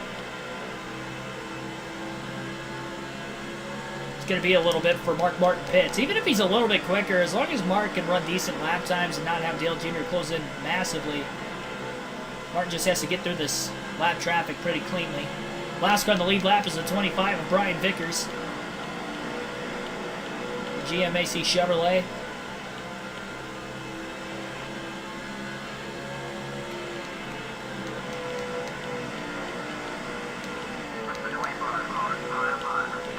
Didn't get underneath him that time. Vickers blocking him on the back straightaway. Vickers got bailed out with a caution before he was about to go lap down last time. So he's trying to do the same thing again here. And he's holding Mark Martin up. Dale Jr. was about 3/10 quicker that last lap. Martin cannot pass Vickers. Now he gets to the inside of the 25 car and clears him off turn 2. Took a little bit, but he finally passed him. Vickers still in the free pass position, though, if we got a yellow. Do what Kyle Busch did earlier and get back on the lead lap that way.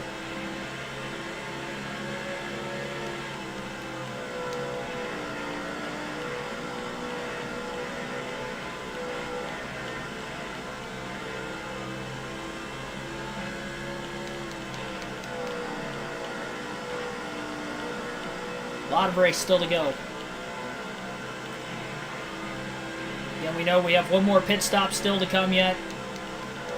We've had 2 cautions already today. Our longest green flag run was 125 laps, so right around that point now.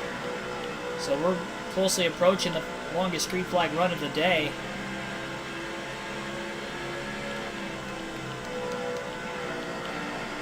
Thing is, Dave Blaney was involved in both yellows. Kind of initiated both of them, too. And he's out of the race, if I'm not mistaken, after that second wreck.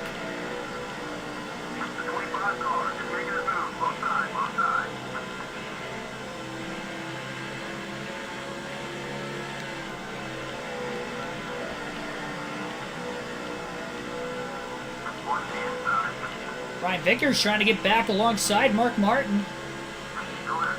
He did briefly, but Martin pulls a major block going into turn 3. It was a clean one, though. Stays in front of Vickers. I don't think Vickers has fresher tires than the 6, unless he was one of the drivers that just pitted a little bit ago. But if that's the case, I don't know how Martin really was able to catch and pass him still.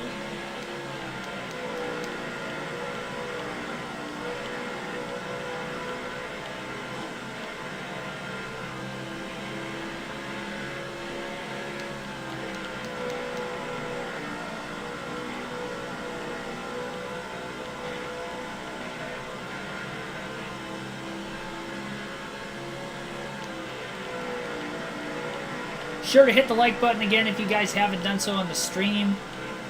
And then also subscribe for more daily NASCAR content. We'll have more NASCAR 07 content on the channel the next couple days. NASCAR 22 at the end of the week, and of course our Throwback Thursday live stream. You guys can vote on that in the community tab for which race we'll watch Thursday night. Classic Richmond race for this week.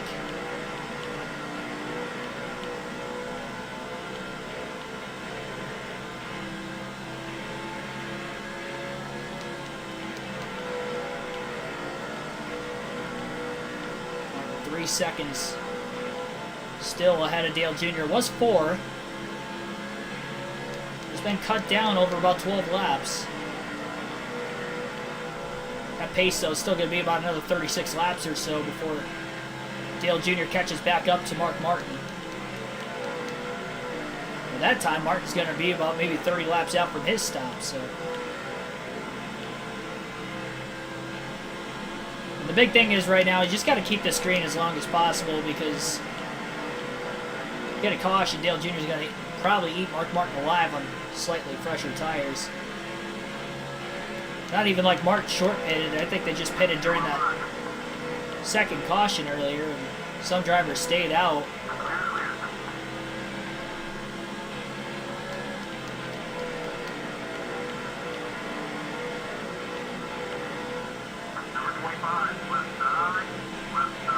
Reigns in the wall off turn 4. He was on the outside of Brian Vickers. Michael Waltrip's the last car in the lead lap. He was in the top 10 earlier. Had contact with Greg Biffle. Fell quite a ways behind. It was during this green flag run, in fact. And now he's in danger of going a lap down. So that's the car Brian Vickers is going to have to pass for the free pass position if Mark puts him a lap down.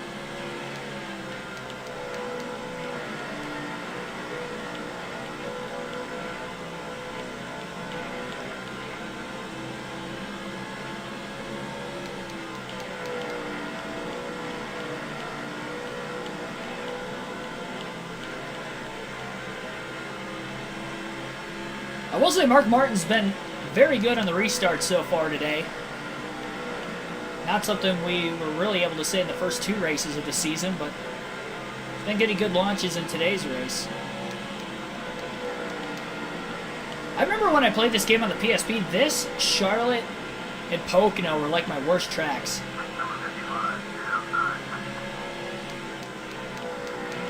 Today, Mark Martin having a pretty solid run. Waltrip going to go a lap down.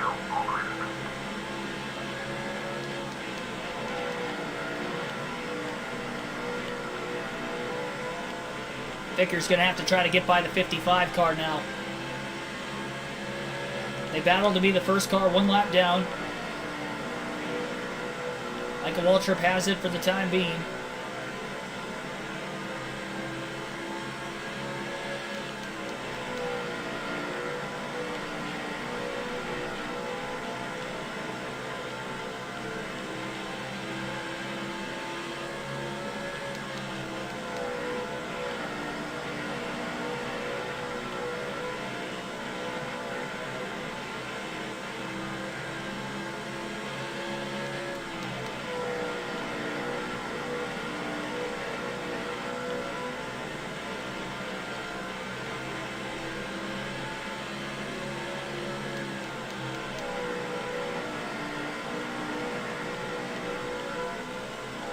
Still a long race remaining. Vickers did just pass Waltrip through turns 1 and 2. So Michael Waltrip no longer in the free pass position. It's back to Brian Vickers again. 139 laps to go yet for Mark Martin, who has dominated the middle portion of today's race. Kenseth dominated about the first quarter. We've had other drivers lead laps like Jimmy Johnson, Dale Jr., and Jeff Gordon. Most recent leader other than Mark Martin was Dale Jr. during the green flag pit stops, and Gordon was leading for a little bit in the middle of this green flag run as well. Johnson hasn't led since the very beginning of the race. Really, I haven't seen him since. I wonder if he's even still in it. Ryan Newman came close to leading the lap as well as Greg Biffle, but they kind of fell outside the top 10 a while back.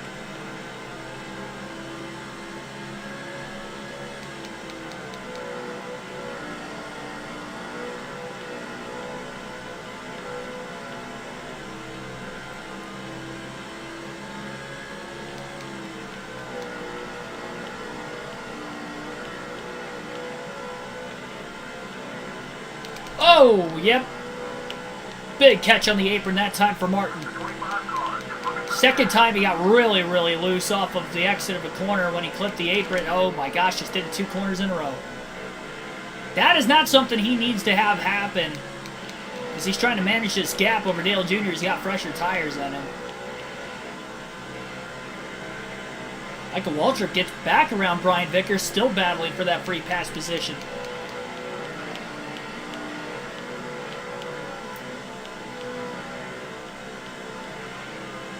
Focus in here. A long ways to go. Now is not the time to be... Well, it's never the time, really, to be making some mental errors like that. Probably a little bit more easier for that to happen, I guess, when things are kind of strung out like they are. On the longest green flag run of the race. Made it through green flag pit stops, and even beyond that a little bit as well. That could be getting somewhat close to halfway on fuel. Probably any lap will end up getting that indication.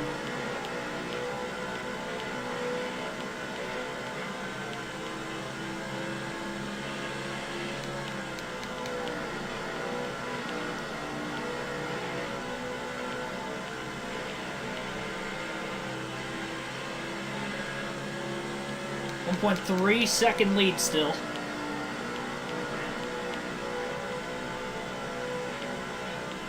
Dale Jr. pitted about 30 laps ago. He's at lap 240 when he hit pit road.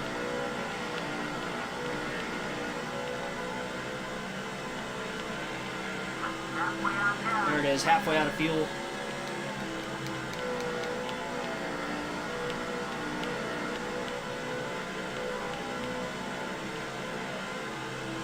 Other Expert Gaming, thanks for tuning in.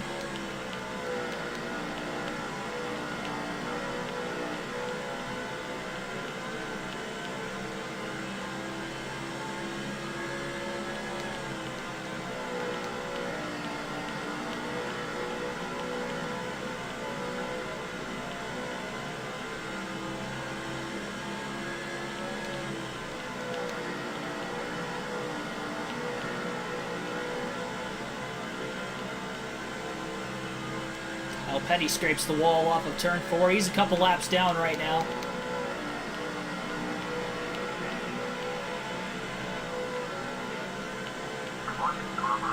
Mark Martin in the 6 underneath them on the back straightaway, getting into turns 3 and 4. Martin going to clear him with a clean pass.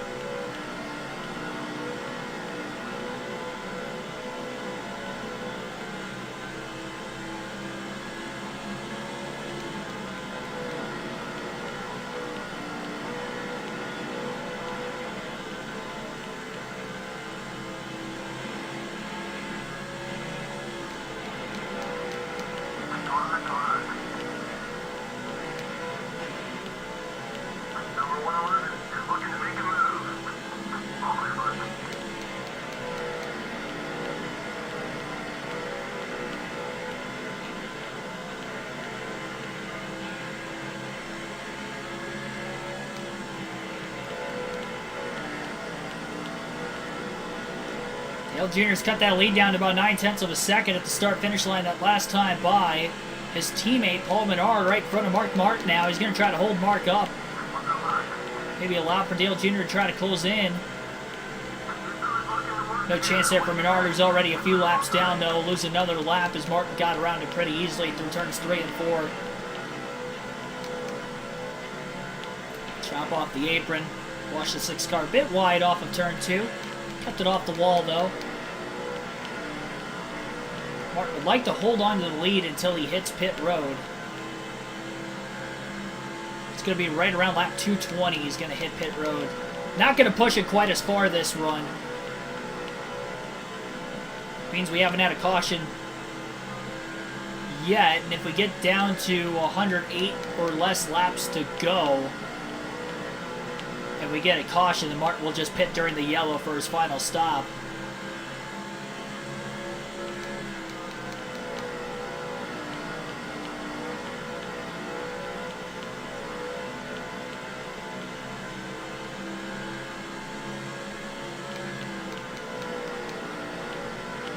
Be really tough if we ended up getting a caution like right around now, just outside the window, but still on older tires, Dale Jr. has reeled in Martin from a 4-second deficit at lap 240 when he came out of the pits. Cut it down just under half a second in 41 laps. About a second quicker every 10 laps or so, on average. Hundreds quicker than Martin that last lap again. We're going to try to hold on to the lead, though, as much as he can. He hasn't clinched the most laps led yet. You'd have to imagine he's really pulled away in that category, leading as much as he has here in the middle portion of the race. Have a shorter racetrack as well, really our first short track race of the season.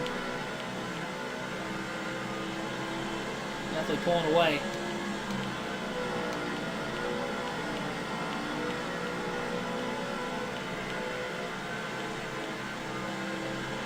He doesn't want to give the lead up easily, though, to Dale Jr. And Jr. got to within 0.4 of a second. He hasn't been able to close any quicker. Mark Martin just got to the inside of Dale Jarrett. Jarrett bounces off the wall, barely kept it off Martin. He's going to side draft him, though. Martin barely clears him into turn 3. Dale Jarrett now the first car, 1 lap down. And now it's time for Dale Jr. to get by Dale Jarrett. DJ on DJ.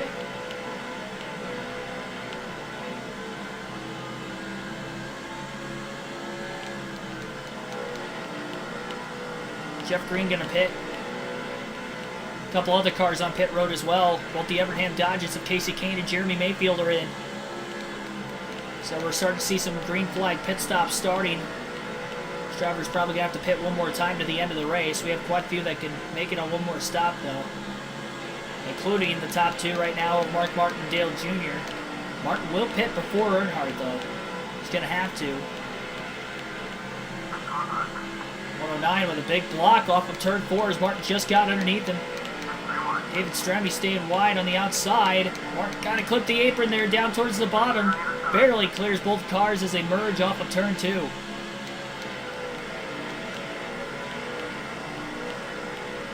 Dale Jr. now picking off the 40 and the 109 the very next corner for 3 and 4. Close that gap. That last lap was 0.2 quicker than Mark Martin.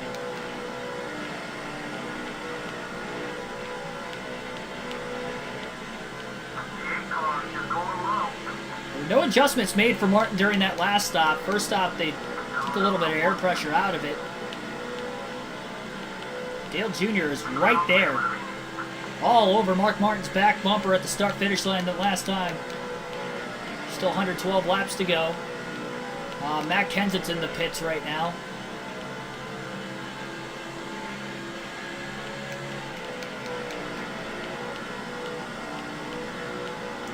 Dale Jr.'s got slightly fresher tires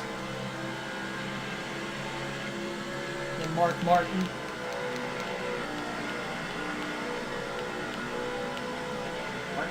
He's going to have to try to manage this gap, though, at the end of the race. Dale's going to be the one trying to close in on fresher tires at the end with him pitting during that second caution.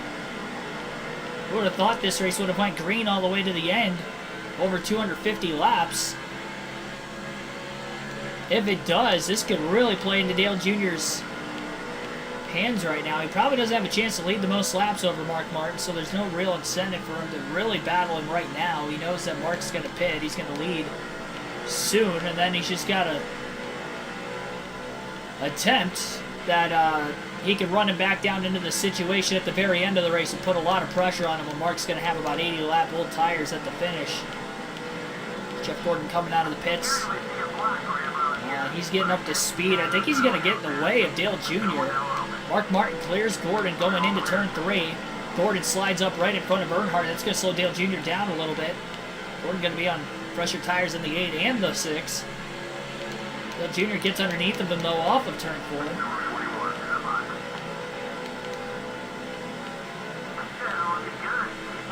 Martin puts another lap car in his rear view of Reed Sorensen.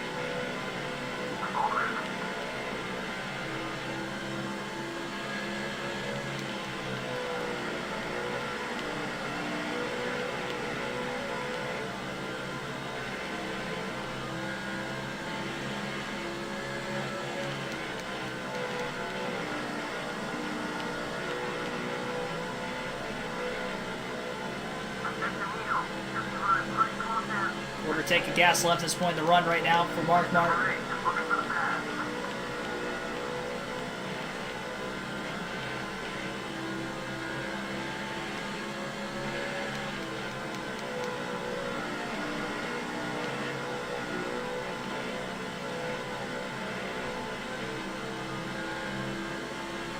Yep, still in the lead for right now.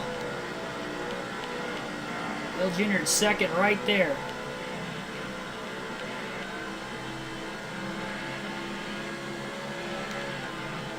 Definitely tell Dale Jr. is being a lot more patient right now with Mark, not really trying to battle him back and forth, trying to conserve his tires over the course of the run so he can run decent lap times while Mark will be on fresh tires for a short bit. Unless Dale Jr. decides to short pit himself and just try to stay equal with Mark Martin, that could be possible.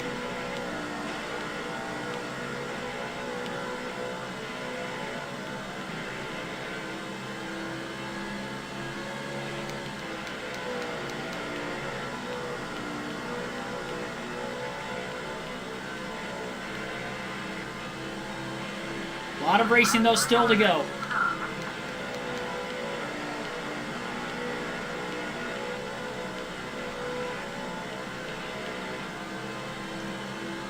Be down to 100 laps to go this time by.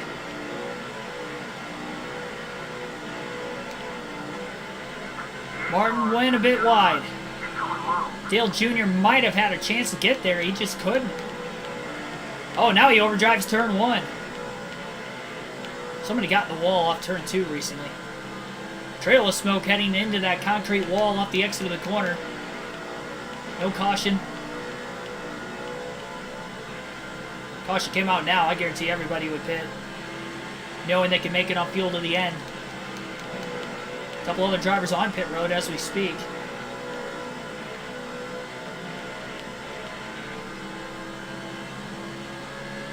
Martin's pit crew had a ridiculously fast green flag stop the last time, no mistakes. And even no mistakes on that first green flag stop of the race as well. They've not had any pit stops made under caution today. Remember, Martin won this race, or sorry, won Kansas on pit strategy. Debatable whether he had the fastest car. Now, he had one of the fastest cars, but strategy definitely helped him win it. Won by over a lap. Pitted the same amount of times, but he was able to stretch that fuel window out at the very end of the race by pitting during the only caution of the race back at lap 140 at Kansas. Daytona 500, he had to battle Dale Jr. and Jeff Gordon for the win, and it looks like he's going to have to battle Dale Jr. again today. Jr. almost slipped underneath. Martin gets down in front of him into turn 3. Continues to hold on to the lead.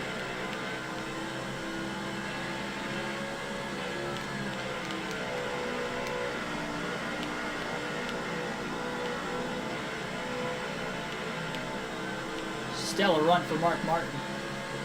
Just to start the season, the fact that he does have a very strong shot of getting 3 wins to start the year is highly impressive.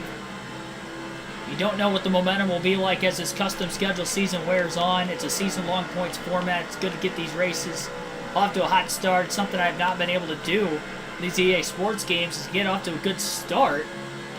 I end up falling behind early in the season. I don't catch up until the very end, or I don't catch up at all, because our Do It For Dale season, we didn't win the championship on NASCAR 05, or NASCAR 06 rather, and then Bull season on NASCAR Thunder 2004, we started behind early, tried to come back late. We didn't win the championship those seasons. The Thunder 04 seasons, we didn't even have a chance going into the last race to win it. At least we had an outside chance in that Do It For Dale season. So Mark Martin has just clinched the most laps led with still 93 laps to go. Tells you how many he has led so far today. He'll lead well over half the race. The most laps he has led in a single race of the first 3 so far this season.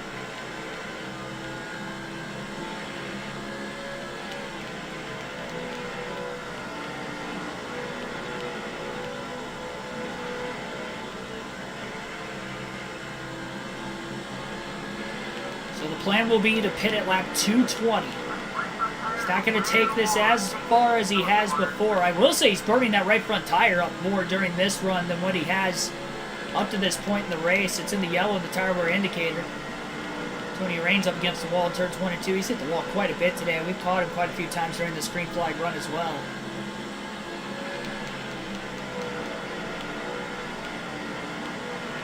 Dale Jr. was the last car to pit. The last set of green flag pit stops. Martin just getting underneath the fantasy driver. Reins up against the wall again as well.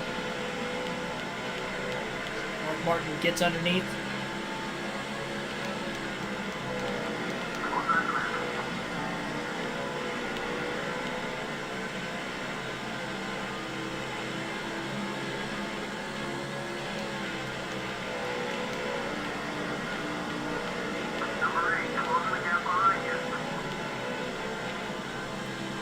Jr. about a half a lane lower than Mark Martin through 1 and 2, but still just couldn't get to the inside of Mark. Great car control. There's a lot of lap traffic up ahead of the leaders right now, probably as dense as it's been all day. Definitely not going to be an easy drive getting through here.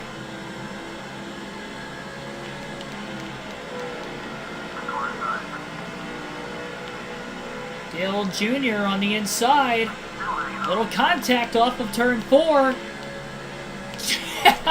Martin holds on again.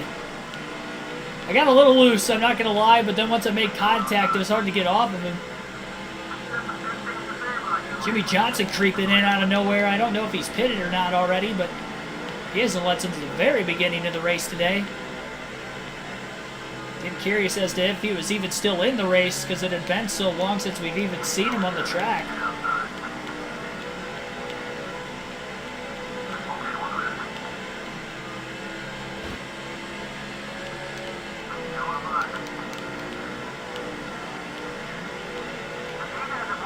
Kevin Harvick's car's bottoming out just up in front of race leader Mark Martin.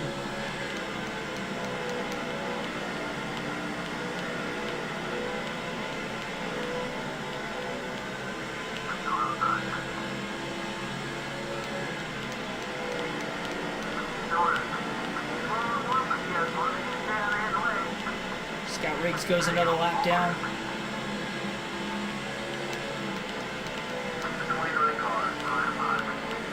And now Martin Truex Jr., Dale Earnhardt Jr.'s teammate in the number 1 on the bottom lane, holding Martin up. Martin on the inside of Sadler. Sadler off the wall. Did not make contact with Martin. Kyle Petty up into the wall now.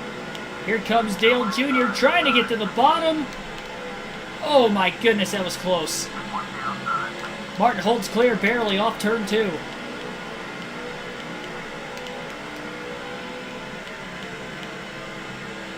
swarming by. As much of this traffic as he can get through.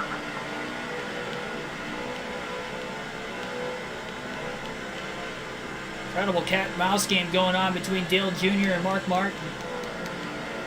Yeah, lap 320 we're betting, not 220.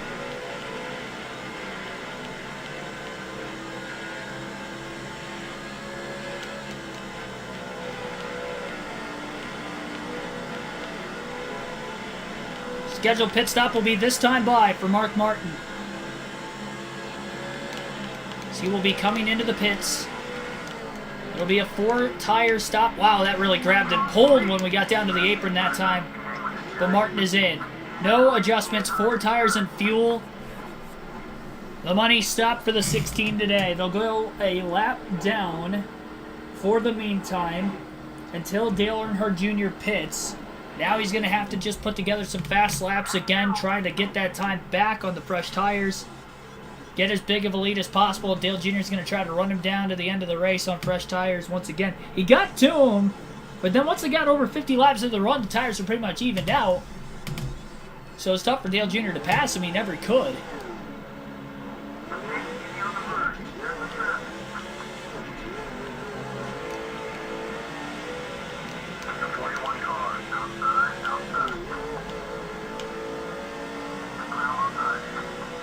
Twelfth place is where Mark Martin will be at as he makes his way off the pit road. Some other cars pitting this time. And we'll count how many laps Dale Jr. will stay out. We know Mark Martin's already clinched the most laps led. Martin maybe could have made it a couple more laps on fuel, but with no cautions during that fuel run that time. For the first time today, we hadn't seen a yellow during the fuel run. Decided to stay out. It has been almost 200 laps since our last caution. Half a race worth of green flag action consecutively here. The Monster Mile.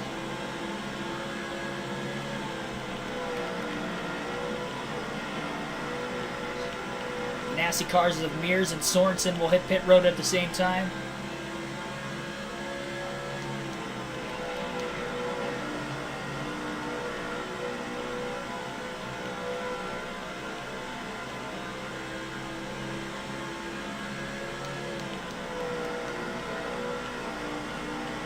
Jimmy Johnson to the lead. So he is on the lead lap after all. I don't know if Dale Jr. short pitted or if he passed him. I noticed Johnson was closing in when Jr. couldn't get around. Mark Martin and Jimmy Johnson back out in front for the first time since really the first like 30 laps of this race. Been almost 300 laps since he's led.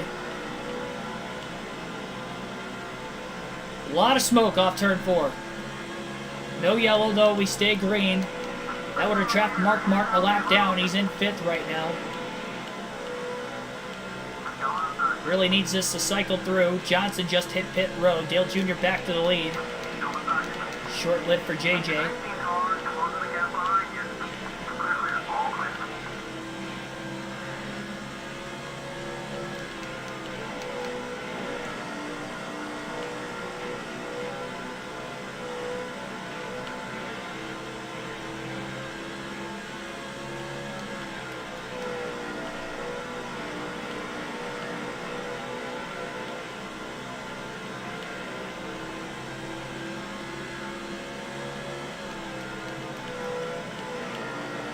There is Jimmy Johnson. Mark Martin's not going to be that far in front of him.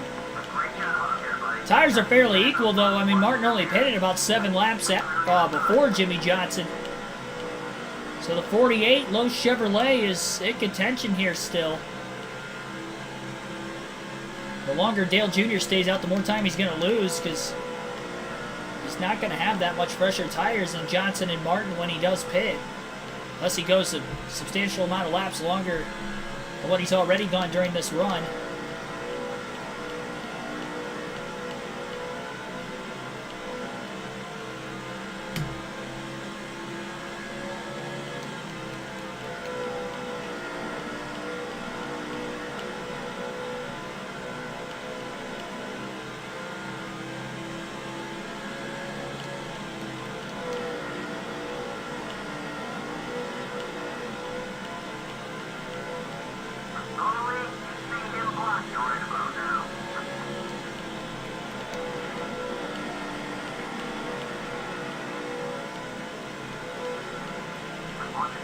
closing on Greg Biffle and Jeff Burton.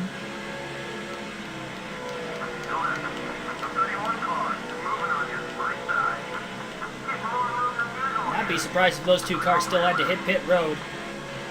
Mark Martin's kind of pulled away from Jimmy Johnson. Johnson had made his way off the pit road. 7-lap pressure tires not really going to make a big difference. It's just going to be all about who will be able to navigate through the lap traffic better at the end of this race. We're down to 68 laps to go. 67 actually for race leader Dale Jr. Top two cars still have to hit pit road. This holds Mark Martin as the first car lap down as we run. And Dale Jr. is in the pits this time.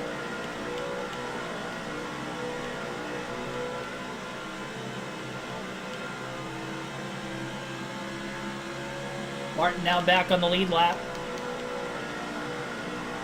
And up to second as whoever was in second place pitted the lap before Earnhardt.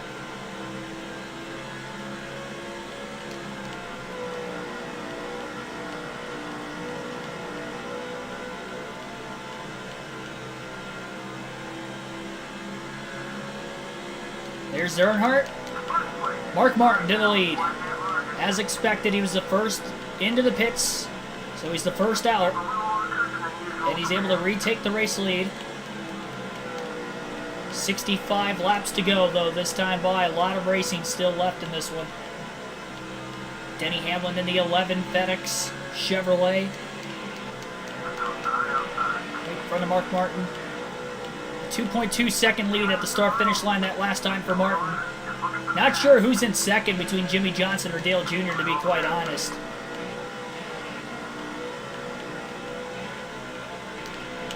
Oh my gosh, we're not going to talk about it.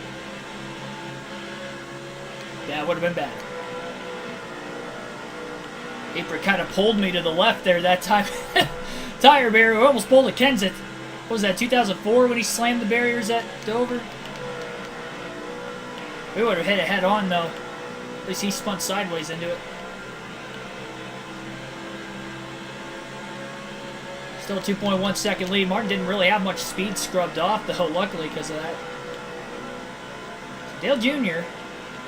probably about 15 lap pressure tires than Mark Martin. That will make a bit more of a difference than the 7 lap pressure tires that Jimmy Johnson had. But that will wear off probably 15 to 30 laps into the run, and then it'll feel as if pretty much the top three will be right back on equal tires as each other. So that is what will make this race very interesting here to the finish.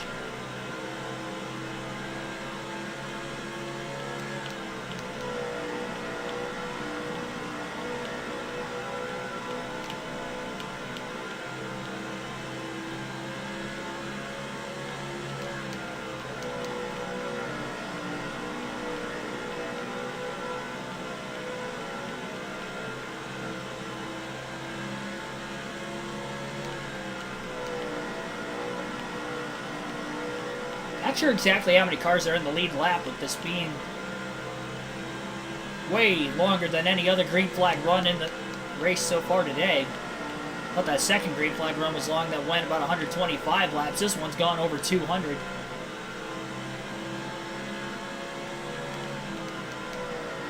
Both cautions came out because of wrecks off of turn 4 today. So that would probably be the corner to try to watch out. If you're Mark Martin trying to pass any of the lap cars that may be condensed together. Most bunched up we've seen lap traffic today was right before he ended up hitting pit road for that third and final stop. We're probably still going to see some drivers that are going to be short on fuel to the finish that are on the lead lap right now, so those drivers will probably pit if we get a caution. But if you're Mark Martin, you have to keep track position. You know Earnhardt and Johnson are going to stay out, so there's going to be at least a few cars that will be kind of buffer cars that will also be on older tires for a potential restart.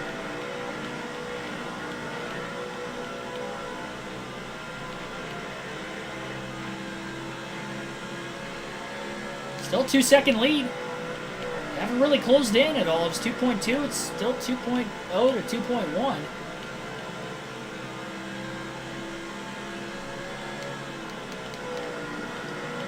No adjustments for Mark Martin on the last two stops. Kind of found that sweet spot once they knocked the air pressure down. My air pressure is actually a little bit lower than what it is now.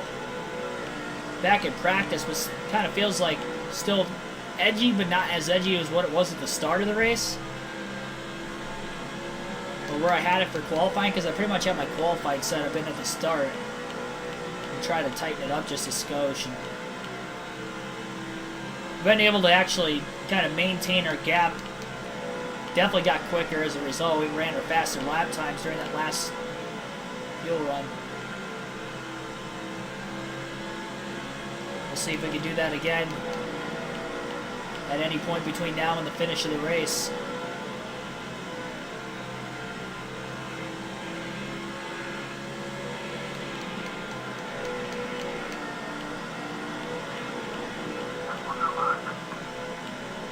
On the inside of the lapper. 141. And the fantasy drivers, a little contact getting into the third turn. That was not what Mark Martin needed.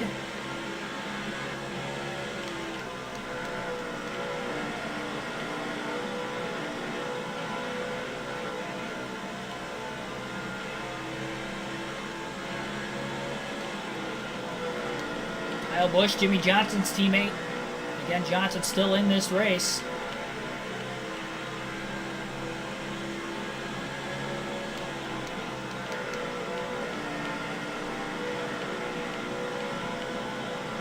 Martin not close enough to pass him yet.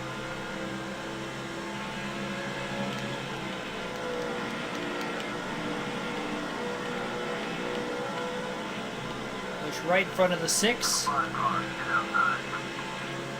Fastest lap of the day for Martin, 22.055. And beats Kyle Busch to the bottom through 1 and 2. Kyle Busch now a lap down.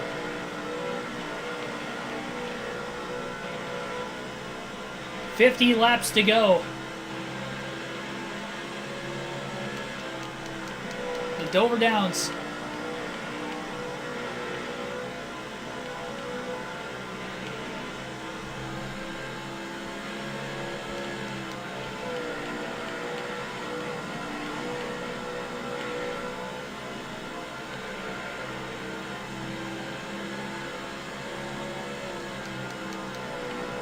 Martin doing a great job running his fastest laps of the race. He's able to maintain that lead over Dale Jr. and Jimmy Johnson at second and third.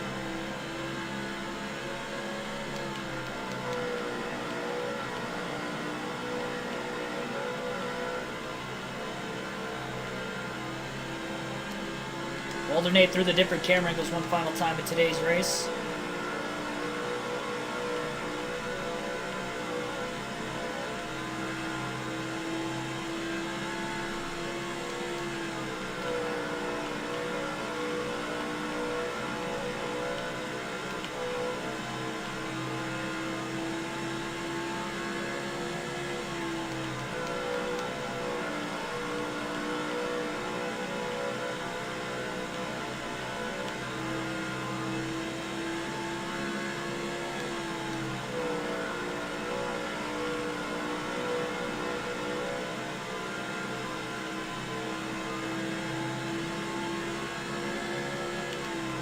.077 that last lap.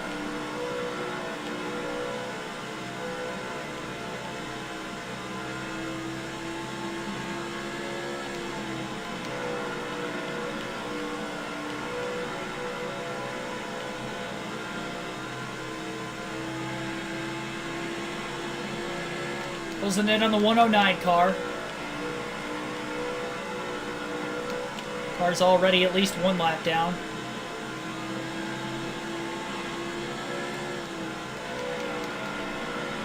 Pulls to the bottom into turns 3 and 4 right in front of Mark Martin.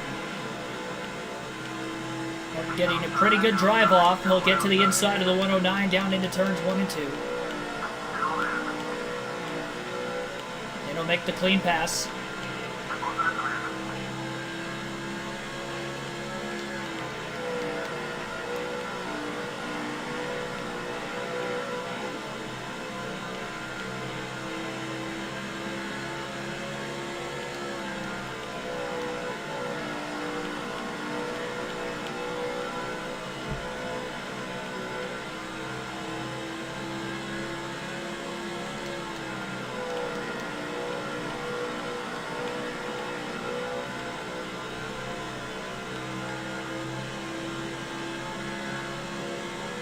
When it comes to speed, definitely the most dominant car Mark Martin has had today. Margin of victory might not be there compared to what it was at Kansas. But again, that was mainly the pit strategy that won Mark Martin the Kansas race. I'm saying he would have won without it, but it definitely helped him. Made it very easy for him in the second half of that one with it going caution-free to the end. This one having to drive, still having to put together some really fast lap times, which he has been able to do. Even getting through the lap traffic pretty cleanly towards the finish here. They're just slowly closing on Mark Martin anyway. Martin has cleared the 122 car off the exit of turn 4.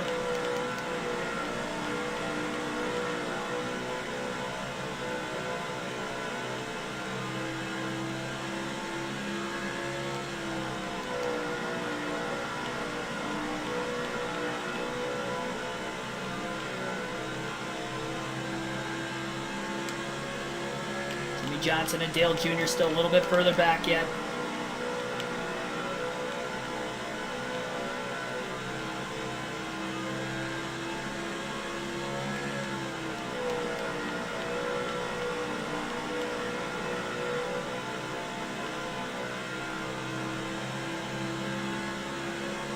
Fastest lap of the day, that last time a 22.011. This lap probably not going to be there with clipping the apron in the middle of the corner, but I say Mark Martin's running his fastest laps of the day. I really mean it. A little aggressive with that line the last lap. 21.979. Clipped the apron a little bit both quarters, but it was his fastest lap of the day. He's able to hold on to it. That is a risky line to say the least. Builds that a little bit of a gap up, perhaps. First 21-second lap time of the day. Another 22.044. Oh, and that time he clipped it, and it bit him. Big time. Pretty decent size hit into the wall on the outside.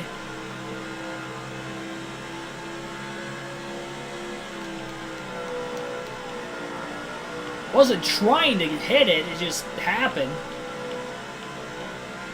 And there goes the 1.5 second lead he had over Dale Jr. Jr. now within a half a second. I'm surprised they didn't slow Martin down even more. Out for a lap car to get right back around him. That was Kyle Petty in the 45, and Petty got in the wall off turn 4. Martin quickly got to pass him down onto the bottom in turn 1.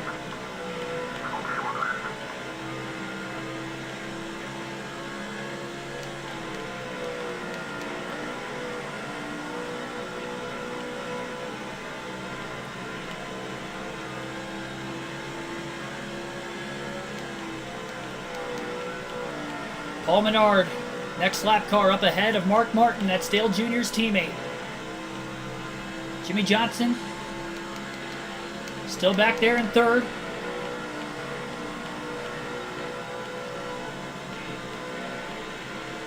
The 8 and the 6 get to racing, still 32 to go for Johnson to try to catch up. Tires have to be pretty equal right now between the 8 and the 6. You'd have to imagine this far into the run. Junior had about 15 lap pressure tires, but they've already gone almost 30 laps during the run. Mark Martin trying to get underneath Paul Menard. Did it. All clear. And now Dale Jr. trying to do the same, so Menard stays out of the way of the leaders. Even with his teammate Dale Jr. battling for the win. Didn't get in front of Mark Martin too much there, really at all.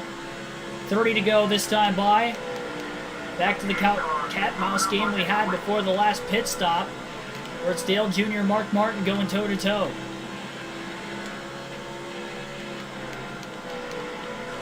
Jr. overdrove the corner. I think he got the wall in turn 1. Sounded like it, at least. So Martin made a mistake. Jr. was able to close the gap, but now Dale Jr. a few laps later makes a mistake, and Mark Martin widens the gap back out a little bit. Over half a second up ahead of Earnhardt. 29 laps left.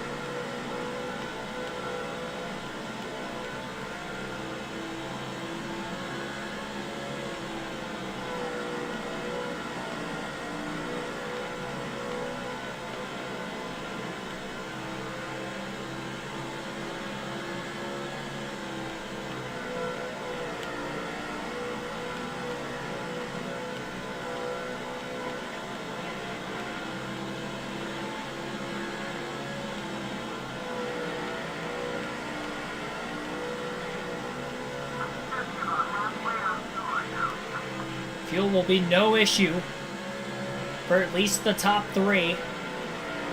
Probably see some other drivers have to pit, but the top 3 we know are plenty good to the end by way of their pit strategy.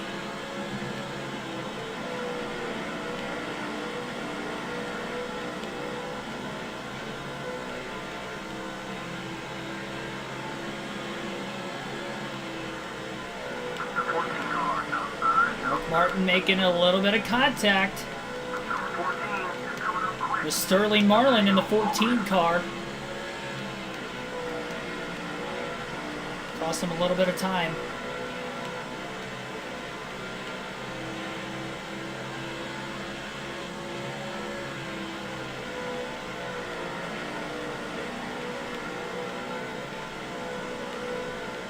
As hard as Mark Martin's pushing, Dale Jr. is still right there. Both drivers have to be running their fastest laps of the day.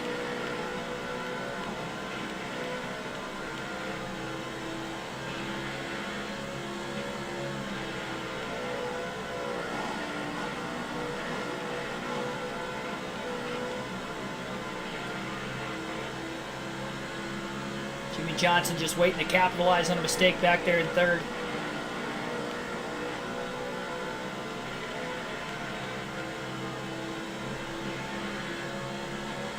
.077 that last lap for Martin.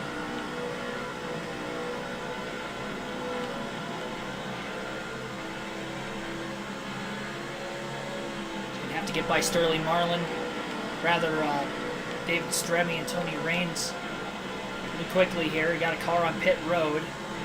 Kind of mentioned there was going to be some pit stops still to the end of the race for some drivers, even those that are on the lead lap.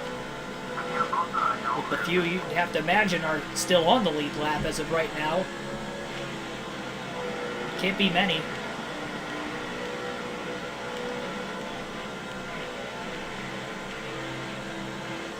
Tony Raines may have scraped the wall off of turn 4 just up ahead. Stay to the outside.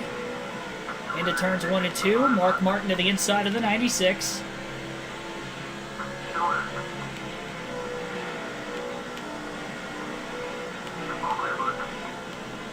Dale Jr. has really closed that gap. He caught Raines in a pretty bad spot, though, off turn 4 like Martin did in turn 1. Dale Jr. finally got to get around him. I think Raines may have gotten into the wall again. 19 laps to go this time by. Dale Jr. and Mark Martin battle for the win here at Dover.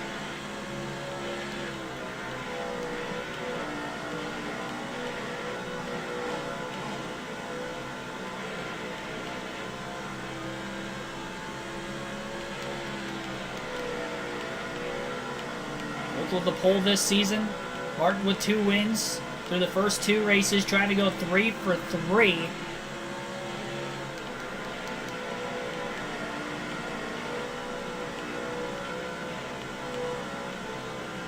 Lap traffic not done to the finish yet either. Dale Jr. getting closer. Matt Kenseth is hitting pit road this time. Earnhardt underneath of Martin. Contact up into the wall goes Mark. More contact down into turn 1. And Dale Earnhardt Jr. will get to the lead.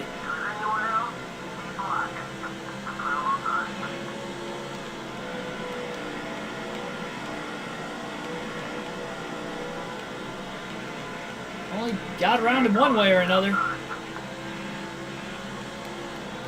Still 16 laps left.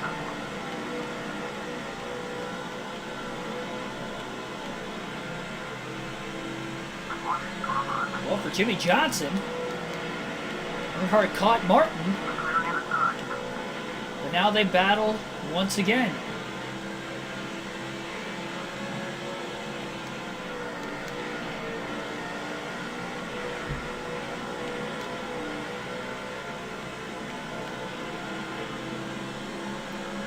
Robbie Gordon right in front of Dale Earnhardt Jr., maybe holding Earnhardt up. Martin going a bit wide.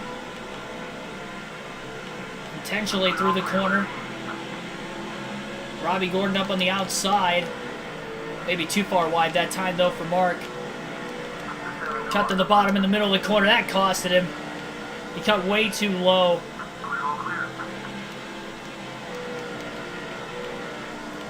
Mark Martin has absolutely dominated this race today. But it's Dale Jr. with 13 laps to go who leads late. Mark Martin still within a half a second of the lead.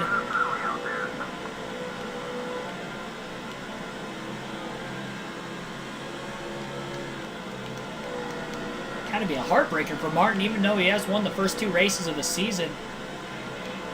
Jeremy Mayfield came out of the pits. Contact there between Robbie Gordon and Mark Martin now.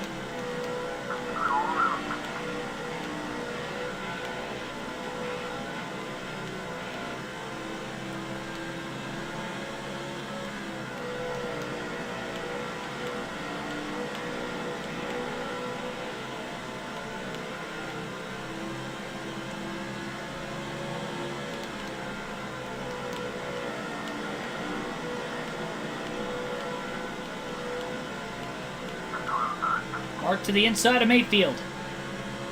Back straightaway. No more lap cars between the leaders. Once Mark makes the pass on the 19, he clears them in the middle of the corner. 10 laps to go. Reeling Dale Jr. back in.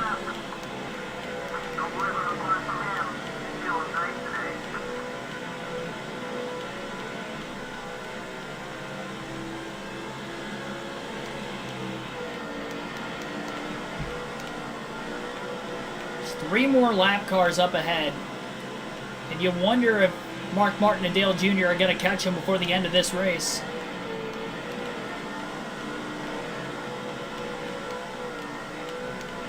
Mark tapped the apron a little bit. Caused his car to get slightly loose off the exit of turn 2. And Jr. was able to win the race back to the gas there. Not enough of a run off turn 4 this time either. 8 laps to go. Dale Jr. got a bit loose that time.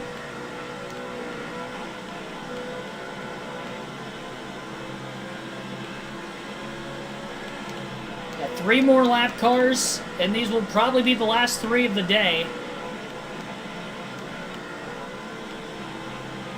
And it will be interesting to say the least. Who can get through them quicker? Reed Sorensen going to stay wide. Although Dale Jr. caught him in a pretty bad spot off turn 2. Mark Martin kind of checked up to keep it off the back of the 8. Both drivers get to the inside and pass Sorensen through turns 3 and 4. 6 laps to go at Dover. Martin is right there.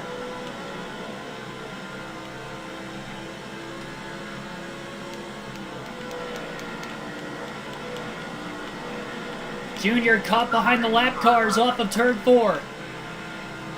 He's going to get picked. Side drafts Martin on the front stretch. Martin leads that lap, clears Earnhardt into turn 1.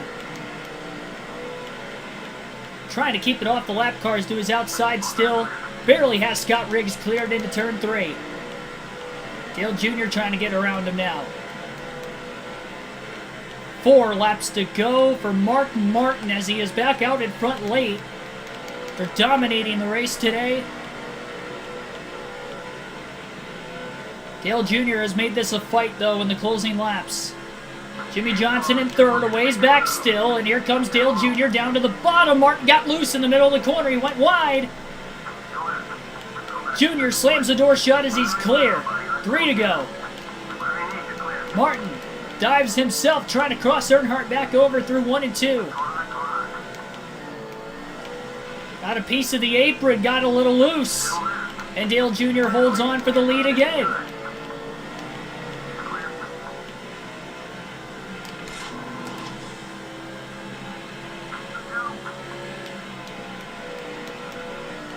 Martin back to the lead in turn 1. Earnhardt was a little too far wide off turn 4, and he couldn't get down to the bottom into 1 and 2 in time. What a back and forth battle in the closing laps. White flag in the air, 1 lap to go. Will Dale Jr. make the last lap pass on Mark Martin for the win? Martin trying to keep his car pinned to the bottom. Dale Jr. with a run. Had it, went to the top. That's not going to work. We haven't seen anybody make a pass on the outside today, but he couldn't get to the bottom. And Mark Martin will hold on and win at Dover. 3 for 3 for Mark Martin to start the season. Unbelievable. Thriller down the stretch, but he got it done once more.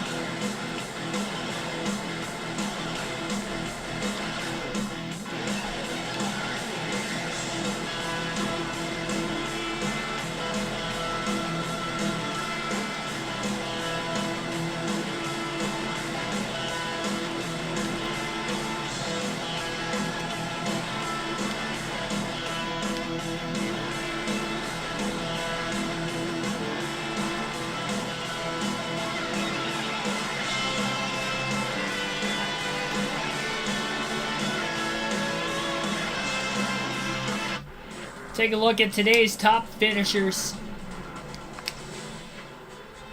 and race statistics. 2 hours, 37 minutes, and 59 seconds total time of the race today. Pretty quick race, honestly. Only 2 cautions. 41 lead changes. Average race speed of 151.91 miles per hour. 1/10 of a second margin of victory. Mark Martin led 241 laps today out of 400. Dale Jr. led 57, finished in second. Ryan Newman didn't lead a lap. He actually passed Johnson late for third. Jimmy Johnson led 9 laps today, finished fourth. I believe that is Kurt Busch who finished fifth. Let me check. Yep, Kurt Busch finished in 5th place today. On the lead lap, Bobby Labonte finishes 6th. Strong run for the RPM car, number 43. Solid run for the former champ. Started deep in the field, too, 40th. Kurt Busch started 34th. Also, Tony Stewart started 36th. He finished 7th. No laps led for him. And then the first car lap down was Greg Biffle, who finished 8th. So 7 cars finished on the lead lap today. Biffle ended up 8th. Jamie McMurray 9th. And then Kyle Busch rounded out the top 10 in 10th place. So Matt Kenseth was the only Roush Fenway 4 that didn't finish in the top 10. What a year for McMurray. 3 races in, 9th, 12th, 13th. First top 10 of the season today. Matt Kenseth finished 17th. He led 83 laps. He kind of dominated, really, the first 100 laps of the race. And then after that first pit stop, when I was able to make that adjustment, we were able to capitalize and take the lead away from Kenseth there in the middle portion of the race. And we kind of drove away, but Dale Jr. made it interesting, splitting the strategy up for himself. He pitted during the caution at lap 134. It was the second and last yellow of the race. And because of that, he was able to go longer than we were, and a lot of the other cars that stayed out. There were very few cars that actually hit pit road on the same strategy as Dale Jr., but he was the one that really capitalized off of it because he had the speed to do it, and he would just run long. He would lead extra laps, so that way when we made our stop and he came out of the pits, he had like 20 to 40 lap fresher tires, and he was able to try to eat back into our lead again. And you kind of saw it there at the end of the race, too. And luckily, Mark Martin was able to win it. But luckily, by the time he got to us at the end of the race, our tires should have been about even because he only had like 15 lap fresher tires that last run. He pitted a lot earlier than when he did the run before. But he was able to close the gap, obviously. And I made a couple mistakes that let him get closer to us. And he made a couple mistakes once he got to us, too. And we were able to still beat him at the end of the day. Let's see, Michael Waltrip led 1 lap during green flag stops. Want to see who all DNF'd. Only 4. Joe Nemechek, Dave Blaney wrecked out, Sykes, and then Hall. So 4 drivers DNF today. Least amount in a cup race so far in the season. But that is going to be that. Get to see Mark Martin in victory lane again. Ziggy M, thanks for tuning in. There's Martin in victory lane.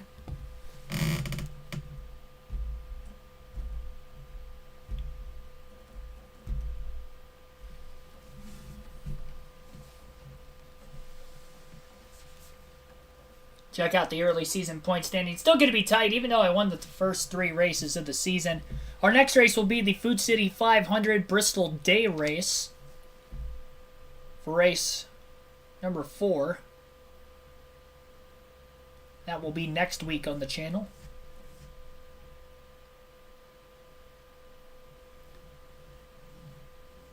George, thanks for the $11 super chat, Canadian. $10 prize money for the win. Well, thank you. Appreciate that. Thanks for your long support, too. Well, I'll take the winnings. That's more than I won for the Daytona 500. $10 more than I won than what I had at Daytona. Mark Martin, 70-point lead over Jimmy Johnson. Let me check the statistics on the season real quick, just to make sure. But yeah, Johnson's finished in the top 5 first 3 races. Kenseth had 2 top 5s in the first 2 races. Obviously, Martin won the first 2. The only 4 drivers to have a top 10 through the first 2 races of the season were Mark Martin, Jeff Gordon, Matt Kenseth, and Jimmy Johnson. And I think after today, it's just Johnson and Martin. I don't think Gordon had a top 10, and Kenseth finished outside the top 10 as well. So Johnson and Martin are the only 2 drivers that have 3 top 10s first 3 races. We've won the first 3, and Jimmy Johnson's finished top 5 in the first 3. So he's definitely having a good start to the year. Remember, as of this point, NASCAR, he did not win a championship yet. This game took place in the 2006 season is when the game came out. And he wasn't a Cup champion until after 2006. That was his first championship in 06. Jamie McMurray, 6th in points early in the year. He's been consistent. I mean, he hasn't been competing for any wins, not really leading many laps, getting bonus points, but finished, 9th today, and then ended up finishing 12th and 13th first 2 races. He's in 6th. A lot of big names have had mechanical issues so far this year. Tony Stewart got his first top 10 today. I know he DNF'd in the first 2 races. And there was another big name that DNF'd in the first 2 races also. I can't really remember. Let me look back. Is it Denny Hamlin, maybe? I mean, he's a rookie in this game, though. Maybe it was Kyle Busch, because he's around Kyle Busch, Jeff Burton are around Stewart. Maybe it was... No, Burton was 10th coming into the day. He just had a bad run today. I think Kyle Busch and Tony Stewart might have been the 2 drivers that DNF'd in the first 2 races. I definitely know Busch DNF'd in the 500, and I know Stewart DNF'd in the first 2 races for certain.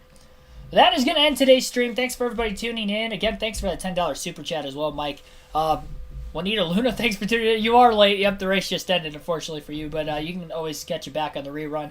We'll have a doubleheader tomorrow night on the channel on the same stream. It will be a Truck Series doubleheader. We'll start that at 6 p.m. Eastern Standard Time. We will run Milwaukee and Bristol back-to-back. So Milwaukee, Bristol for the Truck Series tomorrow night on the channel. Hope to see you guys for that one. Thanks for watching, as always, and I'll see you guys next time.